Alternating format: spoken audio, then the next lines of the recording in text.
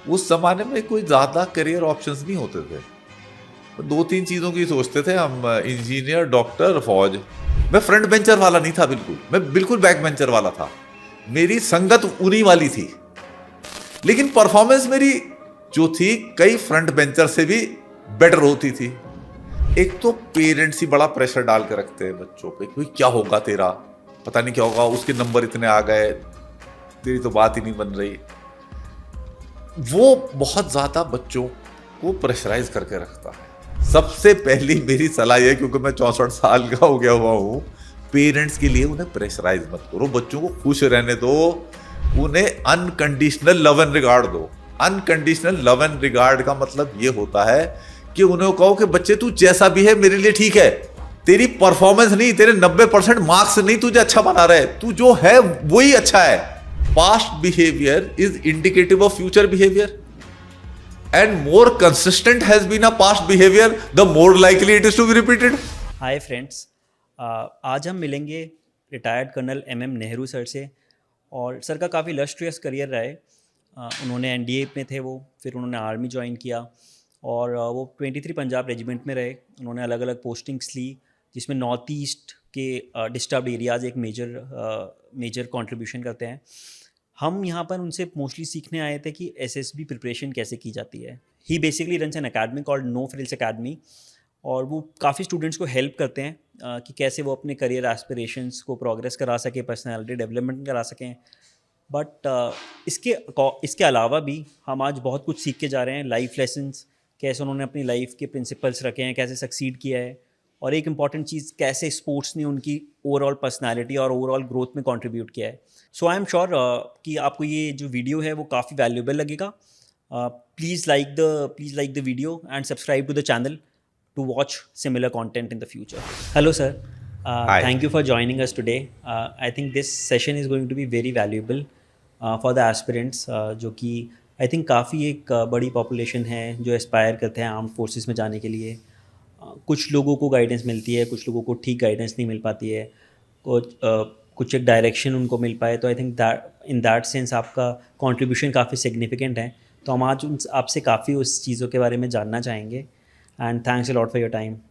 Most welcome. It's always a pleasure to help the society and the youth, and I am very happy that I am connected with the youth, and you have taken this opportunity to connect with me. और हम चाहेंगे कि आपका जो है viewers इसको देख पाएँ पॉडकास्ट को, और लोग बेनिफिट कर पाएँ। तो बहुत अच्छा लगा आप आए हैं। Thank you so much. Thanks sir. तो सर पहले मैं ये जानना चाहूँगा कि आपकी जर्नी स्टार्ट हुई एनडीए से, तो आपका मोटिवेशन क्या था, आपने कैसे स्टार्ट किया, एनडीए के एक्सपीरियंसेस आपके क्या थे, कुछ आप शेयर करना चाहेंगे? हाँ, एनडीए ज्वाइन करने की जर्नी ऐसी है, कोई ख़ास प्लान वगैरह नहीं थी। मैं वकीलों के ख़ानदान का हूँ, तो मेरे फादर और मदर दोनों वकील थे। इनफैक्ट मेरी मदर मेरे डिस्ट्रिक्ट की पहली वकील थी, लेडी, मतलब उनसे पहले कोई लेडी वकील नहीं हुई थी। तो ऐसा कोई फौज का ओरिएंटेशन नहीं था। मैं एक आयरिश ब्रदर्स के स्कूल में पढ़ता था, सेंट मेरीज एकेडमी, यहाँ से नज़दीक ही है बिल्कुल, जहाँ हम बैठे हुए हैं, यहाँ से ये पेट्रोल पंप के साथ में। तो वहाँ पर काफ़ी फौजियों के बच्चे पढ़ते थे, और उनमें ये बातचीतें चलती रहती थी, भाई फौजी कल्चर था, और अगर आप अपना माइंड ले जा पाए, उस ज़माने में कोई ज़्यादा करियर ऑप्शंस नहीं होते थे। दो तीन चीज़ों की सोचते थे हम, इंजीनियर, डॉक्टर, फौज, मतलब यही ब्रॉड तीन चीज़ें दिमाग में आती थी।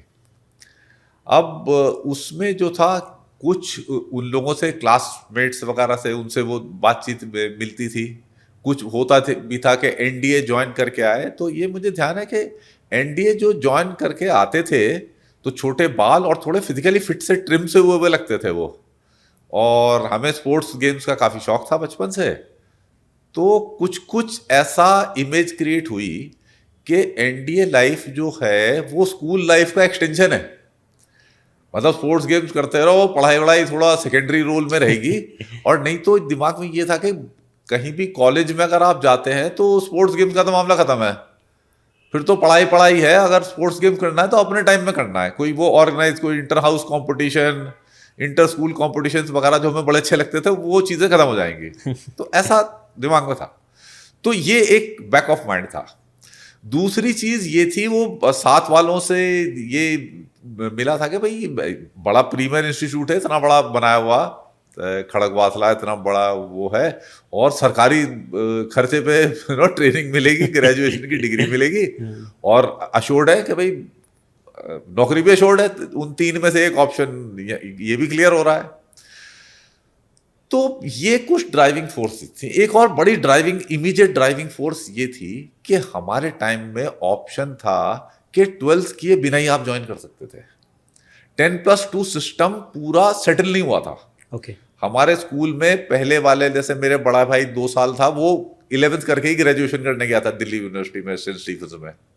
मैं उसका भी फॉलोअर था, वो होता ही है, भाई भाई कजन थे मेरा वो, कि इंग्लिश लिटरेचर ऑनर्स करने का भी एक ऑप्शन दिमाग में था, और कि टेनिस वेनिस खेलेंगे वहाँ पे, इंडिया से खेलेंगे, दिमाग में था ऑप्शन। तो ये जो थी बड़ी एक मोटिवेटिंग फोर्स थी कि एक साल का जंप भी मिल जाएगा सरकारी खर्चे पे, और अपना ग्रेजुएशन करो बढ़िया। तो इन सब चीज़ों को दिमाग में रखते हुए हमने एनडीए का एग्ज़ाम दे दिया तो पास भी हो गए वो रिटर्न एग्ज़ाम। और उसकी बताएं तो प्रिपरेशन मैंने कोई खास की नहीं थी। 15-20 दिन का शायद टाइम लगाया होगा, और उसमें मैंने फोकस किया जनरल नॉलेज में। कोई कंपटीशन सक्सेस रिव्यू वगैरह 2-4 उठाई थी, और उनसे जनरल नॉलेज वगैरह थोड़ी बिल्डअप की। पेपर पास्ट मैंने देखे थे, तो मुझे लगा कि ये पास हो जाएगा, कोई मुश्किल एग्जाम नहीं है, क्योंकि मेजर चीज़ें थी आपकी इंग्लिश, साइंस, हिस्ट्री, ज्योग्राफी, और जनरल नॉलेज जो थी। एक ये चीज़ जो थी, ये थोड़ा ग्रे जोन में थी, जिसका हम नॉर्मल रूटीन में अखबार पढ़ते नहीं थे। अखबार में खाली स्पोर्ट्स पेज देखते थे, वो क्रिकेट, स्पोर्ट, टेनिस वेनिस की न्यूज़, एथलेटिक्स की ये। तो थोड़ा ये चीज़ें पढ़ी बड़ी थोड़ी बहुत। तो that was good enough to pass the written exam. वो रिटन एग्जाम हो गया, तो फिर एसएसबी आ गया। एसएसबी हम भोपाल पहुंच गए। तो एक हमारे साथ में एक थे, उनके फादर जीटीओ रहे थे। उन्होंने एक बार बुलाया कि हाँ ये जा रहे हैं एनडी के लिए, तो कुछ इनको बता दे। तो उन्होंने थोड़े बहुत टिप्स दिए। उन्होंने टिप्स मुझे ज़्यादा दिए एनडीए ज्वाइन करने के बाद क्या करना होगा। हाँ, एसएसबी उन्हें लग गया होगा कि ये हो ही जाएगा रिकमेंड। क्योंकि उसने मुझे बहुत बाद में बताया, उसने कहा वो भी एसएसबी जा रहा था, उससे तो खैर एनडीए पास नहीं हुआ 3 अटेम्प्ट में। बाद में उसने ज्वाइन किया, later on he became a commodore in navy, मेरे से सीनियर रैंक गया वो। लेकिन उसने मुझे बताया था, उसने कहा कि फादर से हमारी बात हुई थी, 3 जनों से उसने बातचीत की थी हमारे क्लास वालों से। तो उन्होंने कहा था कि ये तो भाई लेफ्टिनेंट जनरल बनेगा कम से कम, और अपने बेटे को उसने कहा था कि तेरा सिलेक्शन मुश्किल है। तो that was the feedback I got later on. तो उन्होंने मुझे बताया था कि बड़े बूट पहन के भागना शुरू कर लो, वहाँ पे ट्रेनिंग में ऐसा करना पड़ेगा, वो करना पड़ेगा, सच लाइक थिंग। कुछ उन्होंने टिप्स दिए, कुछ मैंने लिए। मैंने कहा बूट से अभी क्या भागना है, वहाँ वो दे देंगे तभी भागने लगेंगे, भागने की एबिलिटी होनी चाहिए। तो those were the things. SSB में गए तो बड़ा वो था, एंजॉय किया प्रोसेस हमने, अपने खुले दिल से गए थे, सिंपल। और जैसे मैं अभी कॉलरलेस टी शर्ट में बैठा हूं, ऐसे ही मैं इंटरव्यू में गया था। मेरी हल्की सी दाढ़ी होती थी जैसे आपकी है, आपकी थोड़ी ज्यादा है, मेरी कम थी। वो 11th क्लास में कितनी होती है आप समझ सकते हैं। तो वो थी। तो मैंने देखा इंटरव्यू के लिए बाकी लोग जा रहे हैं, उन्होंने शेव वेव करके वो टाई वाई। तो मैंने कहा ये ऐसा कुछ इंस्ट्रक्शन में तो दिया हुआ नहीं है। तो क्या इंस्ट्रक्शन में तो नहीं है, पर बोला नहीं भाई ऐसा नॉर्म होता है ये। मैंने कहा टू हेल विद नॉर्म का, उसमें क्या है, जब इंस्ट्रक्शन में नहीं दिया हुआ तो फिर ठीक है। तो मैं ऐसे ही पहुंच गया, और इंटरव्यूइंग ऑफिसर ने सबसे पहले मेरे से यह बात पूछी, you are very fond of wearing such T shirts. I said not I am very fond, but I mean this is the normal way I feel comfortable, and there were no instructions given that I have to dress in formal, though I was seeing others doing that. So because of that I came, so that I am the natural way I am. So I came in front of you like that. तो ऐसी हुई बातचीत हुई। तो normal बातचीत में कोई ऐसा इशू नहीं था इंटरव्यू में। बस एक चीज़ इंटरेस्टिंग मुझे बाद में ध्यान आती है कि टुवर्ड्स द एंड उन्होंने पूछा कि भाई अगर हम आपको इस बार नहीं लेते हैं तो आपके पास ऑप्शन तो है, अब आप दोबारा ट्राई करोगे। तो मैंने बोला नहीं सर, अब मैं दोबारा नहीं आऊँगा। तो कहने लगे ऐसा क्यों है?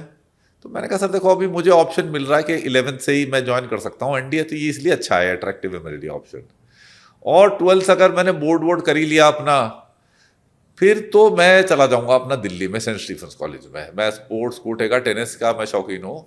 फिर मैं इंग्लिश लिटरेचर ऑनर्स करूंगा या तो प्रोफेसर करूंगा, और टेनिस में बात बन गई तो अपना इंडिया के लिए टेनिस खेलूंगा। तो that is my plan B. तो फिर मैं प्लान बी पे आ जाऊंगा। अपनी ये वाली प्लान फिर खत्म हो जाएगी, ये फिट इन नहीं करती।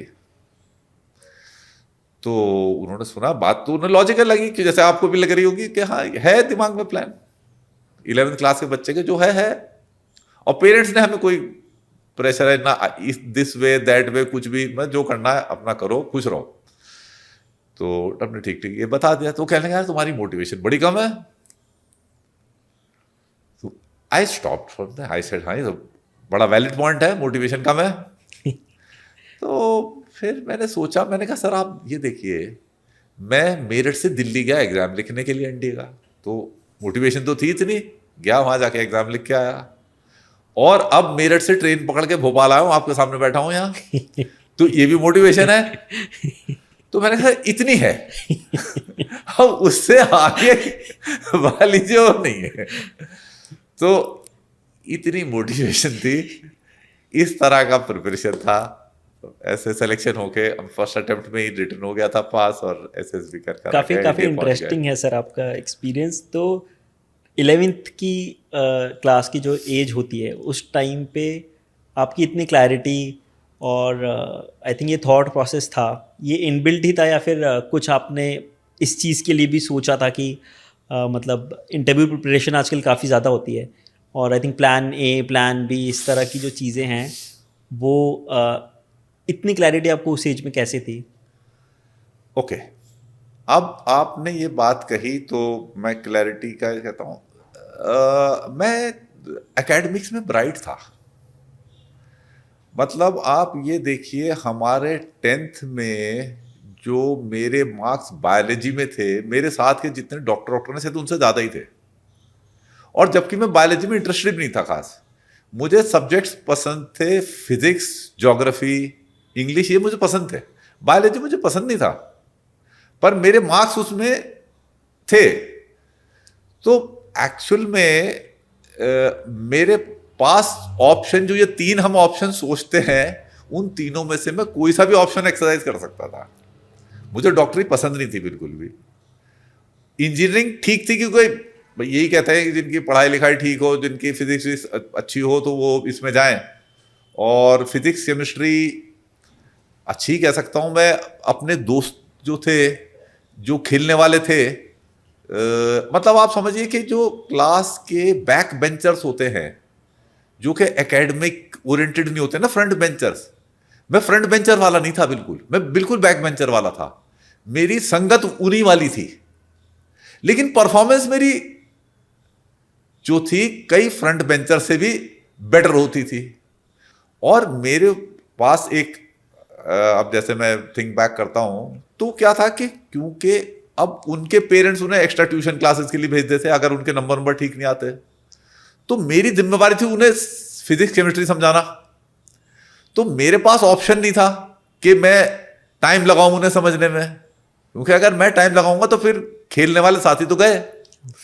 तो उनका खेल का साथ चाहिए था मुझे। यही जो बाद में कमोडोर बने, जिनके फादर ने हमारी बातचीत की, तो इन सब लोगों को फिजिक्स केमिस्ट्री अपने दोस्तों को हम कराते थे। तो एग्जाम में भी बस एग्जाम से पहले थोड़ा बहुत पढ़ाई करते थे। एग्जाम के टाइम में भी ज्यादा फोकस यही रहता था कि इनका करा दें, दोस्तों के साथ बैठ के ना, कि भाई इनका अगर काम हो जाए, ये पॉसिबल लेवल पर पहुंच जाए, तो मेरा तो रिवीजन का तकरीबन उसमें हो ही गया होगा। और ऐसा ही था। तो हम जैसे, अब वो सोसाइटी भी थोड़ी फर्क थी, या हमारे पेरेंट्स फर्क होंगे, जो भी है, हमारे किसी ने ये परवाह नहीं की, रैंक उसकी फर्स्ट आ गई, उसकी सेकंड आ गई, तो हम पास हो रहे, ठीक पास हो रहे थे, that is what is good enough. हमारे घर में भी सब सरप्राइज हुए थे, मतलब मेरे लिए भी सरप्राइजिंग था। मेरी 3rd रैंक आई स्कूल में 10th में, उससे ना पहले कभी आई ना बाद में तो खैर हम रहे नहीं, 11th में तो फिर मस्तीगिरी कर रहे थे। तो तब मुझे रियलाइजेशन हुआ कि यार हमारे तो नंबर भी काफ़ी अच्छे हैं। तो जो ये आईआईटी के लिए जा रहे हैं उस लेवल का हमारा फिजिक्स केमिस्ट्री भी है, जो मेडिकल साइड में जा रहे हैं, उस टाइम में पीएमटी होता था एग्जाम जो वो दे रहे हैं, तो हमारे बायोलॉजी में वैसे थे। तो I could have gone for the either of the three things, but because of my orientation towards games, sports, physical activities, I chose the line of NDA. तो I think sir one thing I could figure out is कि एक तो क्योंकि आपके पास options थे because of education, तो एक कॉन्फिडेंस वहाँ से था। कॉन्फिडेंस था। एक तो सर प्लान बी का जो आपने कॉन्सेप्ट बताया, तो आजकल कुछ स्टूडेंट्स होते हैं ऐसे जो कि अपना 100% या फिर फुल फोकस या फिर बोलेंगे कि putting every egg in the same basket, वो पूरा टाइम लगा देते हैं, साल के साल लगा देते हैं। बट आई थिंक आपको ये भी हेल्प किया, एक तो प्रोमिनेंट फैक्टर था आप स्पोर्ट्स में अच्छे थे, तो आपका इंक्लिनेशन स्पोर्ट्स का था, और आपके पास प्लान बी भी था। तो आप स्टूडेंट्स को इस चीज़ में क्या एडवाइस करेंगे कि कितना टाइम देना चाहिए उनको, और if they are not able to make it तो मूव ऑन कर जाओ प्लान बी रख के? एक्चुअल में प्रॉब्लम क्या है, अब मैं इस फील्ड में आ गया हूँ, पर्सनैलिटी के फील्ड में, साइकोलॉजी उस फील्ड में, तो अब मुझे ये चीज़ें समझ में ज़्यादा आनी शुरू हो रही हैं। असल में चक्कर क्या हो गया हुआ है आज की डेट में, एक तो पेरेंट्स ही बड़ा प्रेशर डाल के रखते हैं बच्चों पे कि क्या होगा तेरा, पता नहीं क्या होगा, उसके नंबर इतने आ गए, तेरी तो बात ही नहीं बन रही। वो बहुत ज़्यादा बच्चों को प्रेशराइज करके रखता है। फिर एक जो है कॉन्सेप्ट बहुत पॉपुलर है, पॉपुलरली एक्सेप्टेड है, कि जो इंडिविजुअल खिलाड़ी है वो खिलाड़ी ही हो सकता है, वो पढ़ाई लिखाई नहीं कर सकता। और अगर आप मान लीजिए जो फौज में जाने की फोकस कर रहा है वो दूसरा चीज नहीं कर सकता। असल में एक यंग बच्चे के पास बहुत एनर्जी होती है, खूब टाइम होता है, आप सारी चीजें समझ के किसी भी चीज को पकड़ सकते हो। पर क्या है, एक इंजॉयमेंट जो है लर्निंग का वो खत्म हो रखा है तकरीबन। करेक्ट। मतलब कि किसी तरह जान बच जाए उसमें लगे हुए हैं। अरे हम फिजिक्स, मैं कह रहा हूं आप सरप्राइज होंगे, हमारे 10th बोर्ड में जो था, हमारे मैग्नेटिज्म कोर्स में नहीं था, उसका एक सवाल आ गया, वो लोगों ने शोर मचा दिया थी, ये होता ही है वो शोर कि ये जो है एक क्वेश्चन कैसे आ गया। मैंने अटेम्प्ट कर दिया वो, क्योंकि मैंने वो भी पढ़ा हुआ था किसी किताब में, या हमारी किताब में, वो सिलेबस में नहीं था लेकिन बुक में था। तो क्यूरियोसिटी होती है कि ये है तो इसे पढ़ ही लो। करेक्ट। मतलब कितनी चीजें, मैं कहता हूं, मैंने एनडीए में जब मैं था वहां पे हमारा आउट ऑफ सिलेबस एसिमोव की किताबें, क्या कहते हैं, स्पेस के बारे में, न्यूक्लियर फिजिक्स के बारे में, अर्थ का क्रिएशन कैसे हुआ, ये बिग बैंग थ्योरी। मैं तो आर्ट्स ग्रेजुएट हूं, मैंने बीए पढ़ा है, पर मैंने ये किताबें पढ़ी हुई हैं। तो ये मैं कहना चाह रहा हूं कि बच्चों के लिए ये है वो इंटरेस्ट लें। सबसे पहली मेरी सलाह यह, क्योंकि मैं 64 साल का हो गया हुआ हूं, पेरेंट्स के लिए उन्हें प्रेशराइज मत करो, बच्चों को खुश रहने दो, उन्हें अनकंडीशनल लव एंड रिगार्ड दो। अनकंडीशनल लव एंड रिगार्ड का मतलब ये होता है कि उन्हें कहो कि बच्चे तू जैसा भी है मेरे लिए ठीक है, तेरी परफॉर्मेंस नहीं, तेरे 90% मार्क्स नहीं तुझे अच्छा बना रहे, तू जो है वही अच्छा है। जब उससे उसका कॉन्फिडेंस बनता है बच्चे का, जब उसे कॉन्फिडेंस बनता है तो वो अपनी रेट ऑफ ग्रोथ पे चलता है और उसे इन चीजों में मजा आने लगता है, वो सीखने लगता है। मेरी वाइफ की सिस्टर है छोटी, उनका बेटा, उसने 10th जो था इंटरनेशनल उससे करिकुलम से इकोनॉमिक्स की। मैं खुद ही इकोनॉमिक्स मतलब फॉर्मली टॉट नहीं हूं, मैं खुद से पढ़ के सीखा हुआ हूं। उसको मैंने पढ़ाया तो मैं उसको खाली फोन में हमारी 35-40 मिनट बात होती थी हफ्ते में 4-5 दिन, उसमें ही हमने उसका पूरा सिलेबस कवर किया और हम प्रैक्टिकल एग्जांपल्स लेते थे। उसकी मदर रेस्टोरेंट चलाती है कि भाई डिमांड सप्लाई कैसे हुई, ये सारी चीजें वहीं से, प्रोडक्शन कॉस्ट कैसे हुई ये निकालनी, हम सारी चीजें वहां से करते थे। तो उसे भी मेरे साथ बातचीत करने में मजा आता था और उसका एग्जाम में अच्छा खासे नंबर भी आ गए उसके। तो एक जॉय ऑफ लर्निंग चली गई है, किसी तरह जान बचाने का एटीट्यूड हो गया है। तो पेरेंट्स को भी मैं सलाह देना चाहता हूं, प्रेशर मत डालो और ये मत बिलीव करके चलो कि यही अगर खिलाड़ी है तो वो पढ़ाई नहीं कर सकता, और पढ़ाई वाला खेल नहीं कर सकता, और इंजीनियरिंग वाला डॉक्टरी में नहीं जा सकता, डॉक्टरी वाला लॉयर नहीं बन सकता। सब बन सकते हैं, सारी चीजें सीखी जा सकती, यही तो भेजा है, उसी को यूज करना इधर भी उधर भी। आई थिंक कंपटीशन की वजह से भी ये चीज़ें बहुत बढ़ गई हैं। सोसाइटी की ये प्रॉब्लम्स हैं, और ये चीजें सर मैंने बाद में भी बहुत सीखी। देखिए क्या है, मैं आपको वहीं बताता हूं, मेरे स्कूल में मेरे से एक जूनियर था, आप उसके आर्टिकल्स वगैरह पढ़ सकते हैं, एक्सप्रेस में तो कई बार लिखता है, वो टेलीकॉम इकोनॉमिक्स वगैरह के ऊपर वो बड़ा अथॉरिटी है इंडिया में, रजत कथुरिया, आप गूगल करके उसका नाम देखिएगा, इनके ऊपर बड़े अथॉरिटेटिव चीजें लिखता है वो। अब मैं रजत कथुरिया, मेरे से 3 साल जूनियर था स्कूल में, रजत कथुरिया जब 13 साल का था, वो टेबल टेनिस का सब जूनियर, जूनियर और मेंस तीनों का डिस्ट्रिक्ट चैंपियन था। ओके टेबल टेनिस का। ओके उसकी मतलब स्कूल में उसकी इमेज जो थी वो nothing to do with academics, was of a table tennis player. इस लेवल का था वो। मैं उसे देखा हुआ हूं क्योंकि वो मेरे साथ टेनिस मैच में उसने मेरा बुरा हाल कर दिया था, जो मेरे से 3 साल छोटा था। With difficulty I could win the match against him in tennis, which was not his main game at all. He was just playing like that. तो इंडिविजुअल्स में होती है कैपेबिलिटीज, बच्चों में होती है, कर सकते हैं वो, बहुत कुछ एसिमुलेट करने की एनर्जीज होती हैं, और हम लोग खेलते रहते थे। रजत कथुरिया भी खेलता रहता था, पर वो टॉपर भी था। मैं तो टॉपर वॉपर नहीं था, मैं तो ठीक था, अपने हम पास हो जाते थे, but he was clear topper.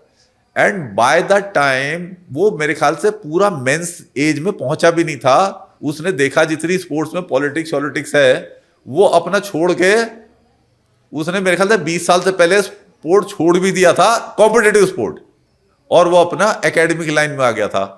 और वो इकोनॉमिक्स का तो वो PhD करके, तो मैंने आपको बताया कि is one of the authorities in the country now. तो ये फिर हमें बाद में एक मिले, एक ब्रिगेडियर जगदीश मेरे साथ रहे। Brigadier Jagdish never stood second in any academic, second आए ही नहीं जिंदगी में, क्या स्कूल क्या लेटर, एनडी के भी गोल्ड मेडलिस्ट थे वो। उन्होंने जो था, और स्पोर्ट्स में सेलिंग उनका सबसे टॉप स्पोर्ट था, सेलिंग के वो इंटरनेशनल थे, अभी भी वो जज है, अभी 77 साल के हैं, उन्हें अभी भी बुलाया जाता है सेलिंग की जजिंग के लिए। क्रिकेट के वो रणजी ट्रॉफी प्लेयर थे सर्विस टीम से, और मेरी मुलाकात उनसे टेनिस में हुई, और वो लेफ्टिनेंट कर्नल थे। अब वो 77 है, मैं 64 हूँ, इतना हमारा एज डिफरेंस है, मैं कैप्टन था, उन्होंने तब भी मुझे हरा दिया था 3 घंटे के मैच में। ओके तो हम 1989 में हम 5 लोगों ने सर्विसेज टीम रिप्रेजेंट की थी नेशनल लेवल में, उसमें हम टीममेट थे। तो उनके साथ मैं रहा हुआ हूं, तो उनसे मैंने पूछा कि, और उन्होंने एमटेक भी टॉप किया था चेन्नई मद्रास यूनिवर्सिटी से जाके। Okay. तब हमारे पास अपना MCME में था ही नहीं, अब तो हमारे इंटरनल एमटेक करा लेते हैं, फौज में था नहीं तो बाहर भेजते थे, तो वहां भी उन्होंने टॉप किया था। और जब टॉप किया था तो साथ में वो क्रिकेट भी रणजी ट्रॉफी खेल रहे थे। तो मैंने उनसे एक बार पूछा, मैंने कहा सर ये कैसे हो पाई बात है, रणजी क्रिकेट में तो बहुत टाइम लगता है, मैचेस होते हैं, और आप जो है ये पढ़ाई में भी आप टॉपर ही रहे जिंदगी में हमेशा। कहने लगे यार लोग ऐसी बकवास करते हैं, ऐसा कोई वो नहीं होता, टाइम में वेस्ट कुछ नहीं होता, खूब होता है, आराम से टाइम रहता है। मैंने कहा आप कैसे करते थे? कहने का देख यार मेरी तो ना कॉन्सेंट्रेशन कैपेसिटी भी 40-40 मिनट से ऊपर की नहीं है, लोगों की ज्यादा होती होगी, और ये जो टॉपर जिंदगी में ही कह रहा मेरी तो कम है कैपेसिटी। कह रहा मैं किताब लेके पढ़ता था, डंबल ले लेता था, उससे एक्सरसाइज करता रहता था साथ साथ, और पढ़ता रहता था, दोनों ये हो रही है, इधर किताब चल रही है। और बोला 40 मिनट बाद मुझे ब्रेक चाहिए होती थी, मेरे सैचुरेट हो जाता था दिमाग। तो फिर मैंने एक बॉल टांग रखी होती थी, बैट्समैन थे वो, तो मेरा जो नेट प्रैक्टिस में स्ट्रोक सही नहीं आया था, अब उसको मैं 10 मिनट मार लेता था, तो मेरा स्ट्रोक भी सही उसमें आ गया, सॉर्ट आउट जो रिदम मेरी नहीं थी, और उसके बाद फिर आ जाता था। मैंने कहा सर और कुछ बताने की जरूरत नहीं है आपको, मैं समझ गया आपके जिंदगी में कोई डिस्ट्रैक्शन नहीं है, आपकी बिल्कुल सिंपल लाइफ है, फोकस्ड है, आप जो चीज करते हैं फोकस के साथ करते हैं। ये बच्चे करना शुरू कर दे तो कोई दिक्कत नहीं है। माँ बाप प्रेशर ना डालें, बच्चे एंजॉय करें जो पढ़ रहे हैं। एंजॉय नहीं करते वो। मैं देखिए, मैंने 2 साल सिलेक्शन सिस्टम में रहा हूँ और 10 साल से अब नो फ्रिल्स एकेडमी में गाइड कर रहा हूँ। सर मुझे कई बार दुख होता है और आप सरप्राइज भी होंगे, इलेक्ट्रॉनिक्स कम्युनिकेशन इंजीनियर मेरे पास पता नहीं कितने आए हैं। मेरे को एक भी हिंदुस्तान में नहीं मिला ऐसा इंडिविजुअल जो कम्युनिकेशन सही से समझता हो, 0। उनमें से सेलेक्ट भी किए हमने लोग, आफ्टर ऑल सेलेक्ट तो करने ही है, पर ये स्टेटस है। अभी मेरे पास भी रिसेंटली 2-3 दिन पहले की बात है, एक आईआईटी वाला आया, आईआईटी गुवाहाटी से। तो मैंने उससे पूछा कि मैंने कहा इलेक्ट्रॉनिक्स कम्युनिकेशन इंजीनियर है, मैंने कहा इलेक्ट्रॉनिक्स और कम्युनिकेशन में से कौन सी चीज बेटर समझता है? कहना कम्युनिकेशन। मैंने कहा यार मेरा शायद तू सवालों के जवाब दे पाए और मुझे संतुष्टि हो, एक बंदा तो मिला मुझे जो कम्युनिकेशन समझता था। अब मैंने उससे रेडियो वेव्स के बारे में पूछना शुरू किया, जो उसने बेकार जवाब मुझे दिए। मैंने कहा यार तूने भी दिल तोड़ दिया, तू आईआईटी गुवाहाटी का बेशक है, पता तुझे कुछ नहीं है रेडियो वेव्स के बारे में। तो डेप्थ ऑफ नॉलेज की भी कमी है। अच्छा डेप्थ कहाँ, ये तो डेप्थ ही नहीं है। आप देखिए, अगर आपने भी, आप साइंस कुछ तो पढ़ी ही होगी। हाँ। इलेक्ट्रोमैग्नेटिक स्पेक्ट्रम है। अब इलेक्ट्रोमैग्नेटिक स्पेक्ट्रम में ही अलग अलग वो आती हैं आपकी, एक ध्यान होगा फ्रीक्वेंसीज अलग अलग आती हैं, उनमें फिर डिफरेंशिएट होती है, एक्सरे, गामा रे, ये वो, फिर रेडियो वेव्स। करेक्ट। ये आ गई। अब उनमें जो रेडियो वेव्स की है, अब उनमें रेडियो वेव्स में लोअर फ्रीक्वेंसी है, हायर फ्रीक्वेंसी है, ज्यादा रेंज वाली है। अब उनमें फिर प्रोपोगेशन की मीन्स है, जो लोअर फ्रीक्वेंसी तो उनकी वेवलेंथ ज्यादा है, क्योंकि इनवर्स रिलेशनशिप है इनके बीच में। तभी हो गई जैसे विबग्योर में है कि आपका वॉयलेट की फ्रीक्वेंसी ज्यादा है, उसकी वेवलेंथ कम है। रेड की वेवलेंथ ज्यादा है, उसकी फ्रीक्वेंसी कम है, उसकी पेनिट्रेशन ज्यादा होगी, तभी रेड लाइट दूर तक दिखती है। जो मैं ये बातें आपसे कर रहा हूं, ये बेसिक समझ, फंडामेंटल्स नहीं है। रट रट के नंबर ले रहे हैं, ये 90% भी ले रहे हैं। सर मेरे तो एक, मुझे अब बात ध्यान आ जाती है, एक बात करते करते, एक लड़का था तमिलनाडु स्टेट बोर्ड का, 100 out of 100 in physics, chemistry, math, तीनों। Okay. I rated him below level in reasoning ability. वो मेरे किसी भी सवाल का जवाब नहीं दे पाया। ये प्रॉब्लम है सर, इंटरेस्ट नहीं लिया, फंडामेंटल्स नहीं समझे, ये प्रॉब्लम बहुत आ रखी है। और ये करें, और ये अगर जिसको इंटरेस्ट होगा ना, जिसका फोकस ही है कि मैंने नंबर लेना फिर नौकरी लेनी है। इलेक्ट्रॉनिक्स कम्युनिकेशन वाला जो है, जो मैं मोटे मोटे तौर पे समझ पाया हूं, वो सेकंड सेमेस्टर वगैरह से ये सोचता है कि यार नौकरी तो कंप्यूटर या आईटी में ही मिलने वाली है। तो ये थोड़ी बहुत ये ना आपकी जावा शावा तो फिर भी मुश्किल है, पाइथन वाइथन ये थोड़ी आसान है लैंग्वेज। खैर मैं तो नहीं जानता, बट जनरली इन लोगों से मैं इनपुट ये मुझे मिला, मैं तो नॉन कंप्यूटर जनरेशन वाला आदमी हूं। तो वो ये कहते हैं भाई मतलब आसान रास्ता देख लें, क्योंकि माँ बाप भी कह रहे हैं सिक्योर हो जा। इनसिक्योरिटी माँ बाप के दिमाग में है, इनकी तरफ भी, इनके दिमाग में जा रही है, परमेट कर रही है, और ये बेचारे बिना इंटरेस्ट लिए किसी तरह उस प्रेशर की जिंदगी में ये कर रहे हैं। शायद जिस तरह की जिंदगी हमें यंग एज में मिली, वो ऑप्शन इन लोगों के पास शायद है ही नहीं, वो माहौल ही नहीं है कि इंजॉय कर पाए, पढ़ाई में सीख इंटरेस्ट ले पाए। तो ये प्रॉब्लम है। जैसे मतलब आप ये देखिए, मैं आर्ट्स वाला ग्रेजुएट था, मैंने आपको कहा मैं पढ़ता था स्पेस उसके बारे में, किस लिए? इंटरेस्ट था। मैंने स्पेस में क्या करना था, मैंने क्यों पता करना था कि भाई ये न्यूटोनियन फिजिक्स और आइंस्टीनियन फिजिक्स में क्या डिफरेंसेस है। तो आर्ट्स का ग्रेजुएट हूं भाई, पर मैंने पढ़ा और समझा ये चीजें। और आप ये तो मानेंगे टाइम होगा तभी तो कर पाया, टाइम सबके पास है सर। ये इंटरेस्ट नहीं ले रहे, ये जान बचा के निकलने की कोशिश कर रहे हैं किसी तरह से। ये प्रॉब्लम हो रही है सर। आप भी शायद अपने कंटेम्प्रेरी के साथ रिलेट कर पाए होंगे, शायद जिस तरह का माहौल मैं आपको दिमाग में क्रिएट करके अपना बता रहा हूं वैसा नहीं था। करेक्ट। भाई अगर आप ये सोचो, ये ब्रिगेडियर साहब की जिनकी मैंने बात की, अगर उन पे ही माँ बाप ने शायद प्रेशर क्रिएट होता कि यार तुझे एमटेक की डिग्री करनी है, तू क्रिकेट खेल रहा है यार, तो वो तो माँ बाप ही बंद करवा देते उसकी। तो और शायद वो भी फिर प्रेशर कुकर में पढ़ाई कर रहा होता। करेक्ट। वो कहता है यार नंबर ही लेने हैं। यहां वो कह रहा है मुझे क्रिकेट प्रैक्टिस करनी है, मेरा मैच है, ये तो जल्दी समझ के क्लियर करूं। तो वो कर भी रहा था क्लियर, विद मोटिवेशन वो देयर। या मोटिवेशन भी है नौकरी, या जस्ट पास, या पड़ोसी कौन सा समझ रहा है, या प्रोफेसर ही कौन सा समझ रहे हैं। हमारे पास तो टेटोल आने वाले प्रोफेसर भी आते हैं। एक प्रोफेसर साहब थे देहरादून के, लॉ पढ़ाने वाले। अब मैं उनसे प्रियम्बल और उसकी बातचीत करने लगा, वो उसी में फंस गए। कहने लगा आप वकालत करते हैं? अरे मैंने कहा भाई नहीं, मैं वकालत नहीं करता, मैं तो बीए हूं। That is the problem. एक सर इसमें जैसे आपने बताया कि स्टूडेंट्स हैं जो कि अच्छे से पढ़ाई नहीं कर रहे हैं और प्रेशर बहुत ज़्यादा है उन पे। आई थिंक एक प्रेशर का ये भी है कि एक फेलियर का डर है कि ठीक है मैंने कंपटीशन दिया, नहीं निकला, हाँ, आगे क्या है। तो फेलियर के आगे बढ़ने के लिए आप कैसे गाइड करेंगे? ठीक है एग्ज़ाम नहीं हुआ, एक एग्ज़ाम था, आगे बढ़ो लाइफ में, तो उस चीज़ के लिए आप कैसे गाइड करेंगे? इस चीज का स्टार्टिंग पॉइंट पेरेंट्स से मिलेगा। पेरेंट्स की एजुकेशन चाहिए। पेरेंट्स ये कह दें, आप देखिए मैं एक एग्जांपल देता हूँ। मेरा एक क्लास फेलो है, उसने जो थी इकोनॉमिक्स में पीएचडी पूरी की, उन्होंने 2-3 पीएचडी की। वो कितने मैनेजमेंट, उनका डायरेक्टर रैंक पता नहीं कितने 10-15 साल से डायरेक्टर वो चल रहा। तो एकेडमिक क्वालिफिकेशन सारी दुनिया भर की है उसकी। और उसके 2 बेटे थे, दोनों ने आईआईटी किया। और उसने मुझे ये बताया कि जितनी ये पढ़ाई करते हैं 11वीं 12वीं में, तो उनकी जिंदगी तो प्रेशर कुकर प्लस थी। मैंने कहा यार ये क्या कर रहा है? कह नहीं इसके बिना तो हो ही नहीं सकता। पर उसका बेटा है, अब मैं क्या कह सकता हूं, मेरा क्लासमेट ही है।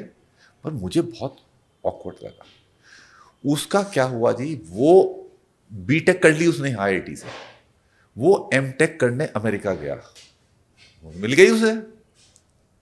वहां पे जाके ही cracked, okay he become a wash out, burn out हो गया उसका। He could not cope up. वो हमारा एक दोस्त था मेरे साथ जिसने एनडीए ज्वाइन किया था, मेरी तरह ही बीए की डिग्री वाला था वो, और वो सियाटल में था, और उसने फौज छोड़ दी थी with about I think 13-14 years. उसने कहा यार मैं सॉफ्टवेयर के फील्ड में जाऊंगा, और वो अमेरिका में चला गया, सिएटल वेटल में। उसने पता नहीं 2-3-4 पेटेंट बना दी, इज इनटू बिग लीग। उसने इसकी मदद कराई। ये बच्चा फंस गया था। तो ये जो आउटलुक के लेके चल रहे हैं, अभी आपने वो देखा, वो बच्ची का मैंने पढ़ा था आना, जो सीए थी अर्नस्ट यंग में, करेक्ट। एंड वो बेचारी टॉपर थी through out, but work culture, poor girl died यार। अब आप देखिए, द गर्ल हु डाइड, उसकी लाइफ में एंजॉयमेंट तो डेफिनेटली नहीं होगा ना। हम तो जब अपना काम अपनी पढ़ाई कर रहे थे उसे एंजॉय कर रहे थे, ये एंजॉय नहीं कर पा रहे, ये बर्डन लेके चल रहे हैं। और स्पोर्ट्स में भी जो आजकल कई लोग सोचते हैं आईपीएल खिलवा देंगे, उनके माँ बाप क्रिकेट में भी प्रेशर क्रिएट कर देते हैं। वो उसकी मॉनिटर कर रहे हैं कि अच्छा वो तेरा विराट कोहली का तो यो का ये था, और तेरा तो यही है, तू फिर तू कहां रहेगा? प्रॉब्लम बात हो। मैं खेल में कहीं तो प्रेशर तो रिलीज होने दो। हमारे प्रेशर था ही नहीं। तो अगर पेरेंट्स बच्चों पे प्रेशर ना डालें, मान ले ज्यादा क्या हो सकता है, 1-8 साल ज्यादा लग जाएगा। हो सकता है इंजीनियरिंग की लाइन में 2 साल करने के बाद वो कहे कि नहीं मुझे वकील बनना, पॉसिबल है। यह क्या जिंदगी खत्म हो जाएगी? नहीं हो जाएगी ना। नहीं कर तो सकता है ना। करेक्ट। अगर आप माँ बाप ठीक से कर रहे हैं, आपने अपनी सिक्योर रखी है, तो उसकी जिंदगी भी निकल जाएगी। आप ये प्रेशर उस पर ना डालें। अगर वो और उसे कहे कि यार तू बेटा जैसा भी है तू ठीक है, वो सर वो ग्रोथ जो उसकी होगी ना, वो आप इमेजिन नहीं कर सकते, क्योंकि हम लोगों की वैसी ही थी। मेरे से तब बच्चे पूछते हैं आप ये सर ये न्यूटन की लॉज, आर्किमिडीज प्रिंसिपल, ये आपको कैसे याद रहते हैं? अरे मैंने कहा ना मैंने तब रटा ना अब रटा, और अब कौन सा रटने का टाइम है। पर मैं उन्हें क्लैरिटी से समझाता, मुझे इंटरेस्ट था। इसलिए मैं आज भी समझता हूं। और ये बच्चे बीटेक करके आते हैं, सर अब तो 6 महीने हो गए सर, तो रिवाइज करना पड़ेगा। तो मैं उससे कहता हूं भाई तुम किसी डॉक्टर के पास जाओगे और तेरे हार्ट में कुछ प्रॉब्लम, तो कहेगा यार 2 दिन बाद आना, मैं थोड़ी रिवाइज करके रखूंगा कि ये ऑरिकल वेंट्रिकल वगैरह क्या क्या होते हैं, यू नो आर्टरी वेन का सिस्टम क्या है, तो होगा क्या। वो हट गया हुआ है सर। मैं तो मोटे तौर पे ये समझता हूं इंजॉयमेंट निकल गया है, स्पोर्ट्स से भी निकल गया है, मतलब हर जगह करियर सिक्योरिटी। बट क्या करें सर, अनएम्प्लॉयमेंट है, प्रेशर्स हैं सोसाइटी पे। आपकी ये भी क्योंकि हम इकोनॉमिक्स मेरा इंटरेस्ट का फील्ड है, आपका देखिए जो भी इनकम राइज जो है वो चाहे 1.5 उस पे हो रही है, बट आपका जो है फूड बास्केट जो है इन्फ्लेशन वो बढ़े जा रहे हैं, वो सर उससे कहीं ज्यादा रेट पे हो रही है ना। तो आपकी disposable income is getting reduced, आपको इंटरेस्ट रेट भी कमी मिल रहा है। करेक्ट। तो सोसाइटी की प्रॉब्लम तो है, तो है। तो जो ऊपर से क्रिएट की हुई प्रॉब्लम है, चलो वो तो ठीक है, वो सर वो तो ठीक है, वो आप सरकार को हटा ही सकते हो और कुछ नहीं कर सकते, एक वोट से क्या फर्क पड़ जाता है। पर एटलीस्ट पेरेंटल लेवल पे वो एटलीस्ट कुछ तो कुशन बने बच्चों के लिए, उन पे प्रेशर ना डालें। नहीं तो ये आना जैसे, और जैसे मैंने वो आईआईटी में एमटेक करने गया, वहां जाके पैकअप हो गया बेचारा, ऐसे तो नहीं होंगे। एक सर आई थिंक ये काफ़ी अच्छी लर्निंग है लोगों के लिए, पेरेंट्स के लिए स्पेशली, कि चाइल्डहुड को थोड़ा चाइल्डहुड ही रहने दो, एंजॉय करने दो, एंजॉय करने दो लोगों को। वो तो वो करते, छुट्टी भी आती है तो भी उसमें के कैंप होगा, उसमें डांस सिखा देंगे बेटे, फिर वो कहेंगे इसमें कंपटीशन में निकल जाएगा। अरे भाई उसे नानी के पास जाने दो, नाना के पास जाने दो, कभी तो मतलब हर चीज, मतलब वही हो गई ना जैसे वोट बैंक पॉलिटिक्स के, हर चीज में वोट है, तो बच्चे की भी हर एक्टिविटी में कुछ बेनिफिट, हाँ कुछ इसका वो निकालते, ये नहीं कि वो मछली बत्तख बना रहा है तो शौक के लिए बना रहा है ना, ये भी जो है उसमें डाल देंगे इंस्टाग्राम में कि देखो मेरा बच्चा 6 साल का, इतना पढ़ाई इसके यही हो जाएगी, इससे ही सेल बन जाएगी। तो एक सर मतलब एक मैं ये भी जानना चाहूँगा कि जैसे आप एनडीए से फिर आर्म फोर्सेस में गए, हाँ आई थिंक 23 पंजाब रेजिमेंट में। मैं सर क्या हुआ, मैं कमीशन हुआ 20 पंजाब में 20, और 23 पंजाब जो थी, इसको मैं जब लेफ्टिनेंट कर्नल बनने वाला था तब मैं इस बटालियन में गया, और फिर कमांड मैंने यही की, और मतलब दैट लास्ट बटालियन मेरी वही थी। तो आपके एक्सपीरियंसेस आर्मी में कैसे थे? आपने कुछ ऐसे इंस्टेंसेस देखे हों जिससे आपकी आई थिंक पर्सनालिटी या सोच जो है वो काफ़ी बदली, जो कि नॉर्मल ऑडियंस को भी हेल्प कर सकती है उनकी डेली लाइफ में, अगर वो उतारें उस चीज़ को? ओके सर, अब आप देखिए सर, अब जो आउटलुक मेरा जिंदगी का कुछ कुछ आपको आइडिया हो गया होगा। अब मैं जब 20 पंजाब में गया तो उन दिनों बॉक्सिंग और एथलेटिक्स की बड़ी वैल्यू होती थी बटालियन में। बाकी स्पोर्ट्स गेम्स रेजिमेंटल सेंटर से कॉम्पीट होते थे, हॉकी, फुटबॉल। अब जो थे हमारा रिकॉर्ड, जो भी वहां पे गया तो सीओ को पता था कि भाई बॉक्सिंग का अच्छा है,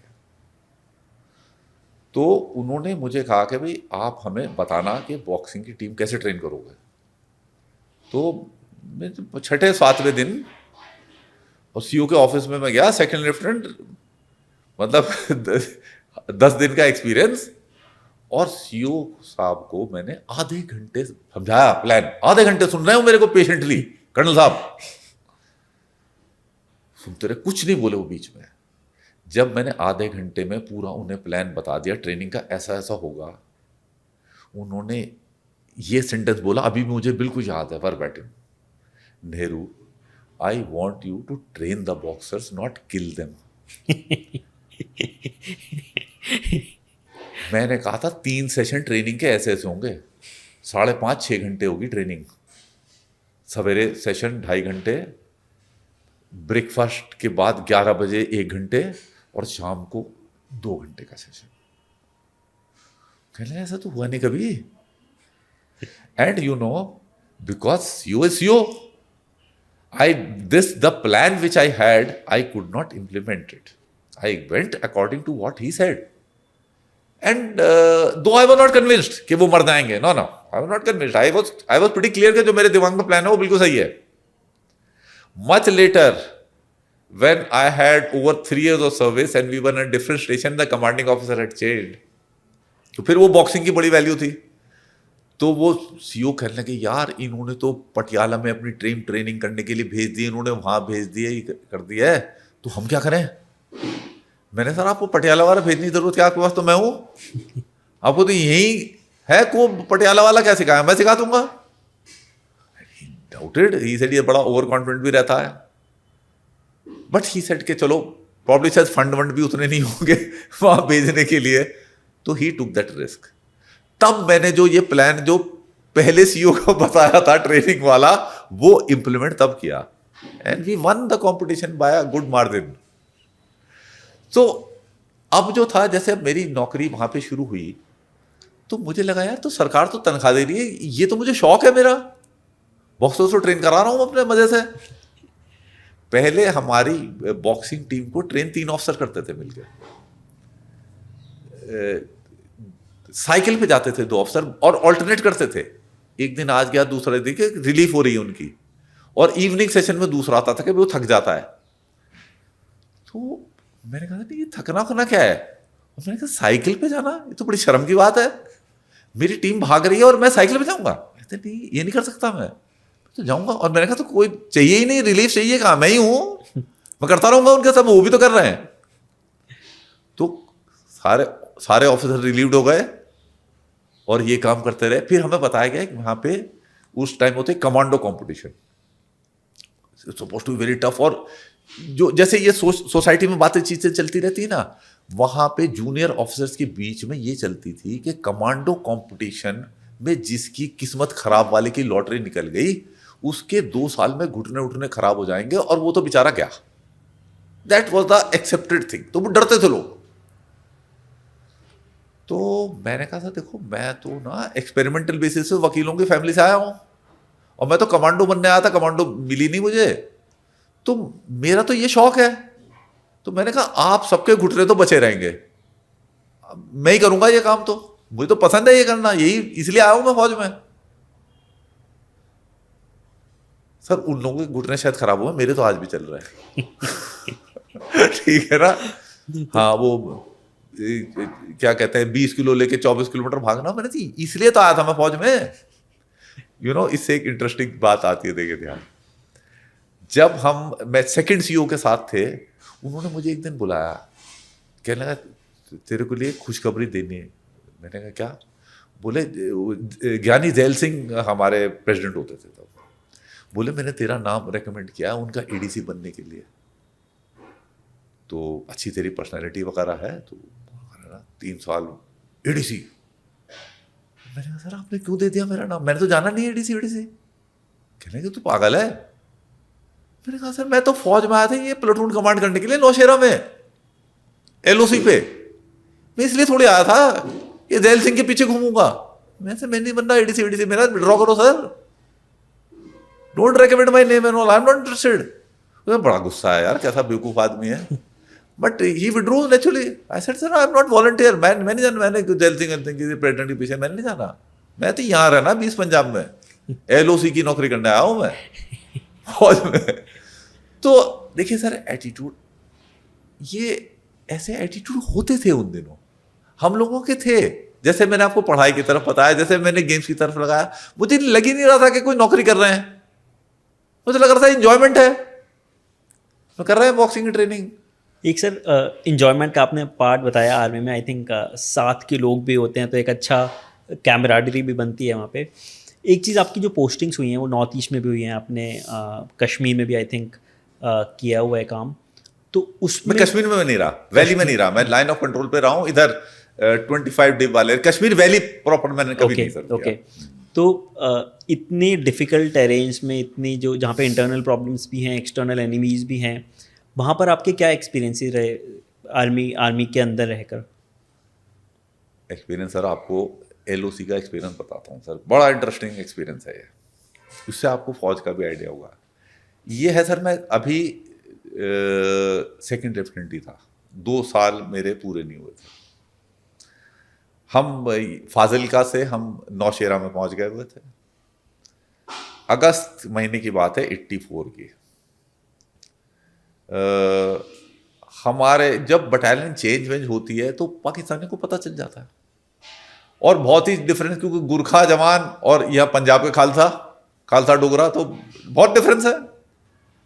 उस टाइम में ही कुछ ना गड़बड़ करने की कोशिशें की जाती है कि भाई इन्हें पता नहीं होगा।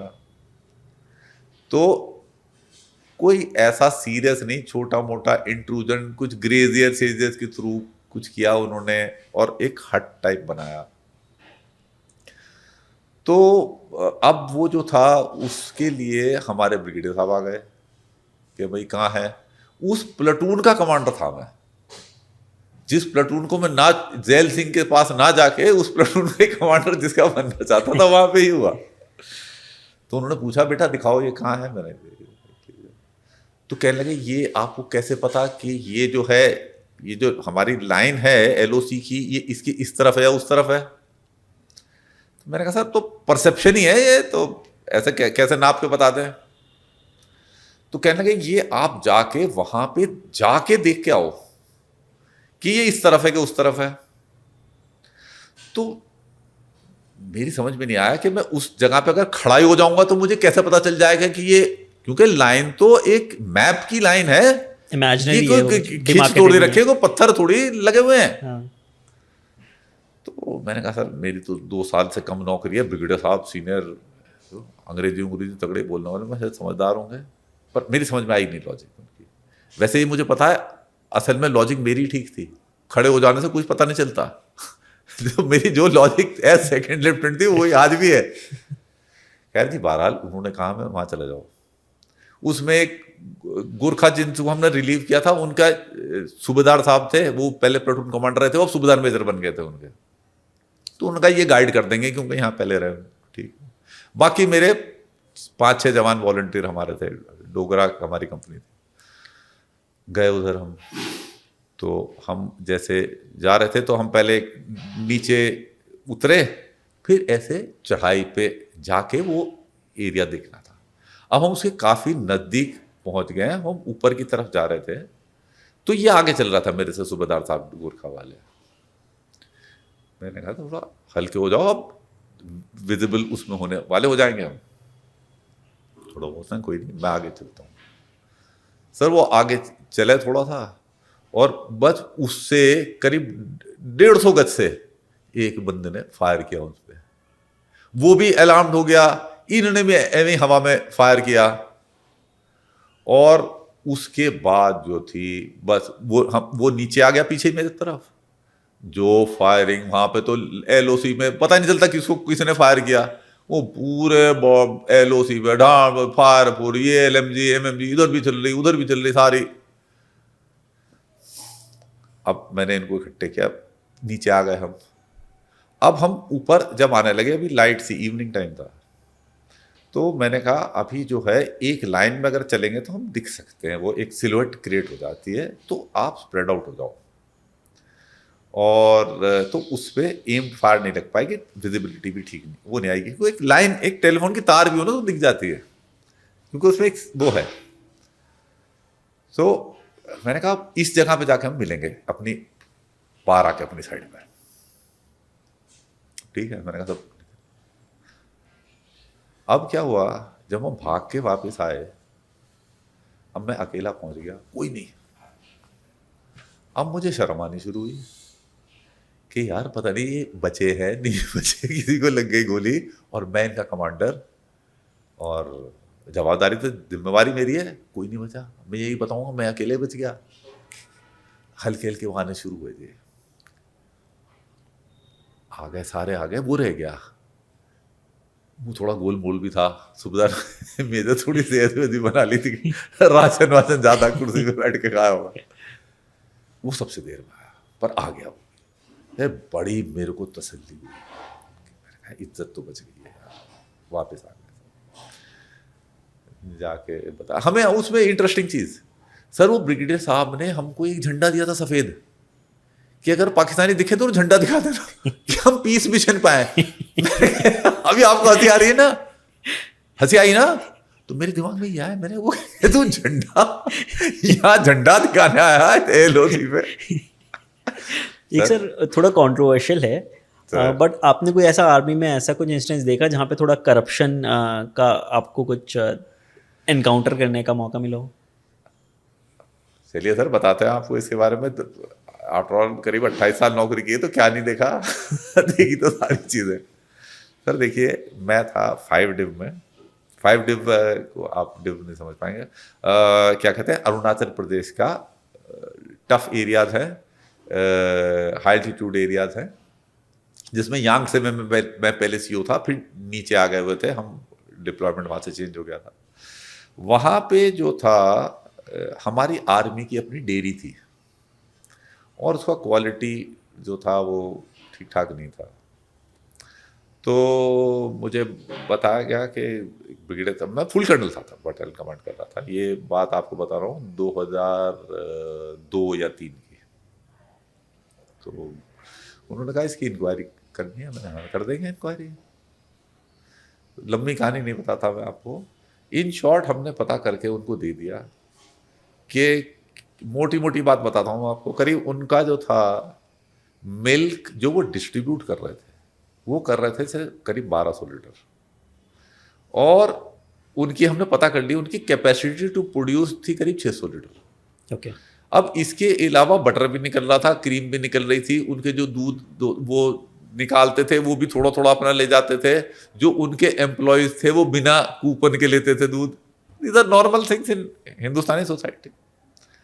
उसके बाद भी इतना दूध डिस्ट्रीब्यूट हो रहा था, और डिस्ट्रीब्यूट जो हो रहा था उसमें हॉस्पिटल की लैब वाले को भी जा रहा था, you know, so that things are covered up. अब उसमें एक और भी इंटरेस्टिंग चीज थी, आप देखिए कि अब जो है जितना दूध होता है आपका प्रोडक्शन, उसके बेसिस पे गायों की फीड मिलती है, वो जितना खाएंगे उससे रिलेशनशिप हुई ना। हाँ।